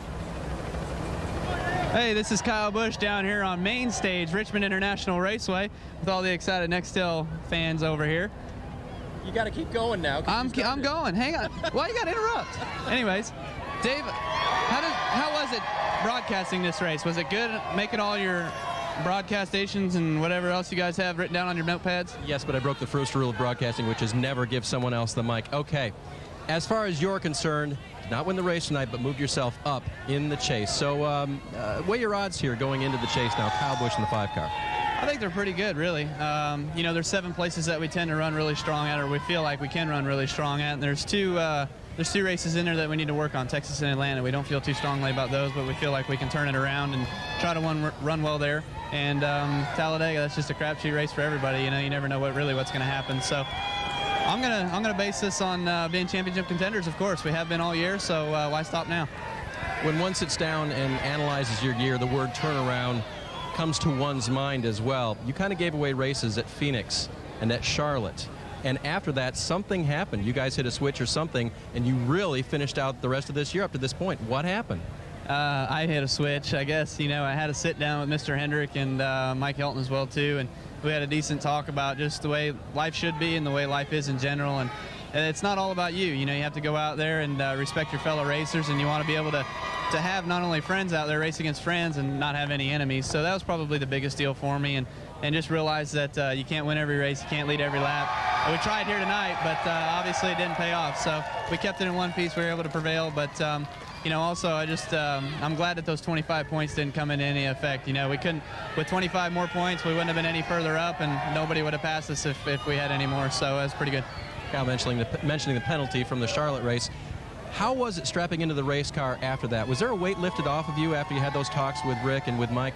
Not really, because I knew that if I slipped up one more time, I was gone. So it was a pretty big deal. But, you know, it's just you live and you learn, you know, and the only way for me to learn is to learn from my own mistakes, really. And it's tough having to make them. You know, you see other people make them and you see what kind of trouble they get into and stuff like that. But I guess you just don't really understand the severity of it until you do it yourself. So hate that that's the way it is for me. But you know, hopefully the rest of this year will turn out great and we can go on and try to race for a championship with the rest of these 10 guys. Your brother was the first one to win the chase for the Nextel Cup. Any advice come your way yet, or has he been kind of waiting until you were actually in? I hope he's actually been waiting until I've been in, because I haven't heard anything yet. But, you know, today is a little bit nerve-wracking getting in the car, and once you get started racing, you know, it's pretty good. And once I knew we had a great race car, it was even easier. But to be able to come out of here with a second-place finish and to go on to next week at Loudon where we feel like we can run strong, hopefully we don't do what Kurt had happen to him last year there and get spun out early in the going and have a bad race for him. But we're looking forward to it, man. It's all we can do in order to keep this Kellogg Chevrolet up front. What do you expect to hear from him? I mean, when he won the chase 2 years ago, what kinds of things did you hear from him, and what do you think might come your way from him? Pressure was the biggest thing, just the amount of pressure that he put on himself and all that kind of stuff there coming towards the end of the year, especially in Homestead. I mean, I couldn't imagine having a wheel fall off and then having to go through all those tribulations in order to come back and try to get a good run or a good solid finish. I think he finished 4th or 5th that race, so it's still pretty good for him. But all in all, the pressures and just the way everything is and the nerves the way they are and things like that, that's what I heard first off. So I'll be curious to see what else he has for me. And the advice combined with how you've been the second part of this season, think you can handle it? I think we can handle it. I think we're pretty good. You know, it's not only me, but it's the team in general. And I've got a very strong team. They're competitive enough. They're determined enough where they want to go out there and take it to everybody and show who the big guys are. And they are more on KB's side than ever, Bill. Thank you, Dave. At Charlotte in May, Kyle entered the racing surface without authorization and threw an object at another competitor. That was Casey Mears. He was heavily fined, penalized 25 championship points, and put on probation until December 31st. Since that moment, he has really matured as a driver and harnessed his emotions. Jimmy Johnson and Dale Earnhardt Jr. sharing a handshake. Then the race begins next week. The film where viewer discretion is not only advised, it's out of the main stage, and there's Matt. Four-time champion Jeff Gordon locked in now with his shot at a 5th championship. But we were talking about as the laps were winding down, and a few things stuck out in your mind. Conversation with your crew chief and also lap cars around you. Yeah, you know, I asked how many laps to go because I wanted the laps to wind down as fast as possible. I knew things weren't looking good for us, and really I was just really concerned about the brakes even making it to the end. I don't know what the problem was there, but I knew they didn't feel good, and you know, I didn't want to lose any more positions, and so I asked Steve, you know, how many laps to go, and he's like 11, and so with his excitement, I was like, uh-oh. You know, there's something.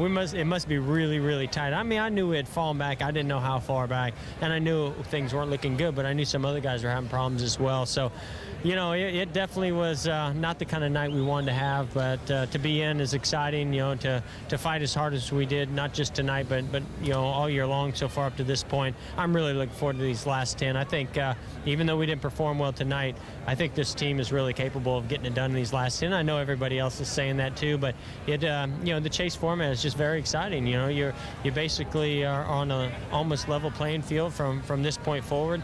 And I look at these last 10 tracks, and I remember when they first talked about the Chase, those 10 tracks have always been good tracks for us, and as good as our team is on the intermediate tracks, I'm feeling pretty good about things. From an organization standpoint, to have 3 teams in the Chase is huge. It is, and Rick Hendrick was extremely nervous, and afterwards I think he's very relieved and very happy. I know that that was really an organizational goal that we had set earlier in the year, was to get 4 teams into the Chase. Roush had done an excellent job of getting 5 in last year.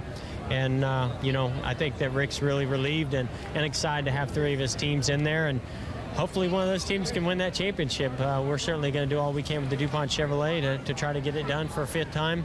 Never done it with the Chase format, so, that could be very exciting and something we've never done. And if we can't get it done, I certainly hope Kyle or Jimmy can.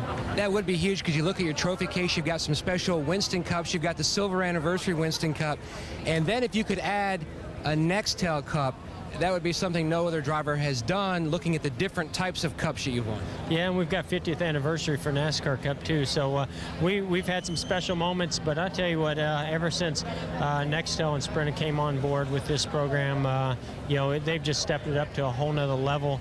Obviously the competition has stepped up as well, but when you have this type of format with just 10 races and 10 drivers, it is extremely difficult to get it done, and that just makes it that much more rewarding. Not to mention, it's a beautiful trophy that they have, a lot on the line, a lot of prestige, and we would love to have our name on that cup and to be able to say that we're not just a 5th-time champion, but a Nextel Cup champion.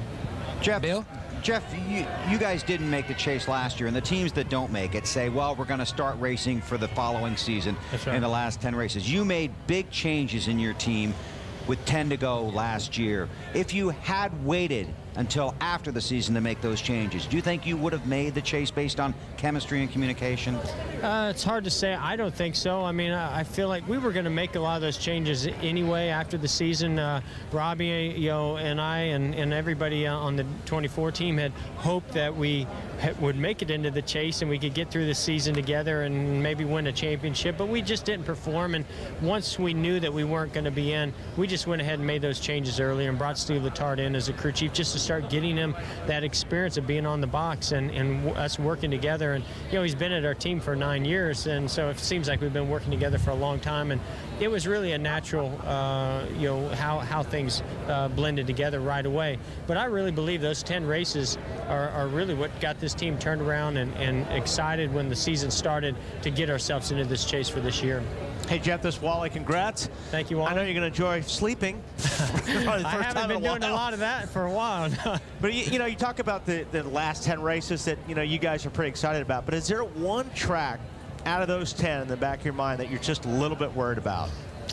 Well, yeah, I mean, definitely Texas has not been a great track for us. Even though our intermediate program has really stepped up this year, we did struggle at Texas. We didn't quite have the package earlier in the year there that we do have now, so I'm looking forward to going back there, but it's still a question mark. We struggled at New Hampshire the last time we were there. The good thing is we have teammates that ran good there, so I feel like we got some good notes. But other than that, Talladega is always just that one that you just roll the dice. We run good there, and I think we can win there, but you just never know how the draft is going to work out.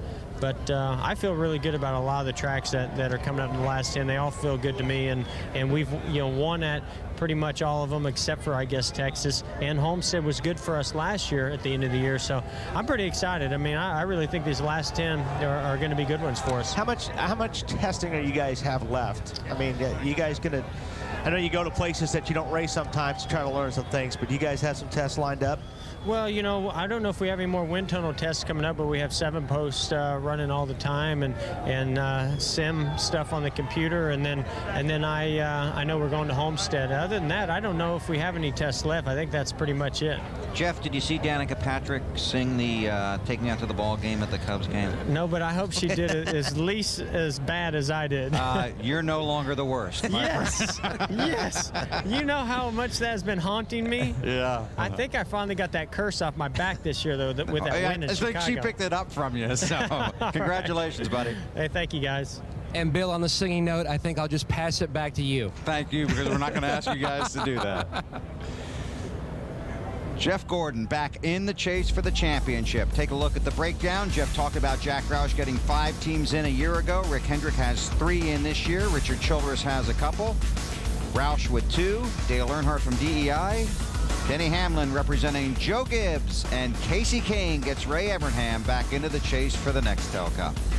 The 10 drivers chasing the championship in 2006. Back to Richmond in a moment.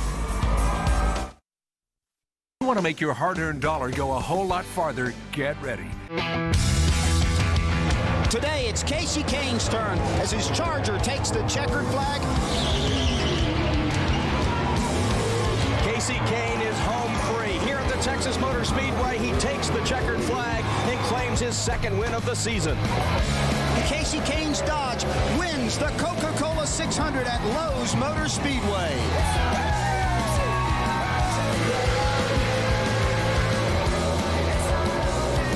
Up front, again, it is Casey Kane. Caution flag is out, and it is for rain showers. Kyle Busch, Kevin Harvick, and Denny Hamlin, the first rookie to make the chase for the Nextel Cup. Let's go down to Alan.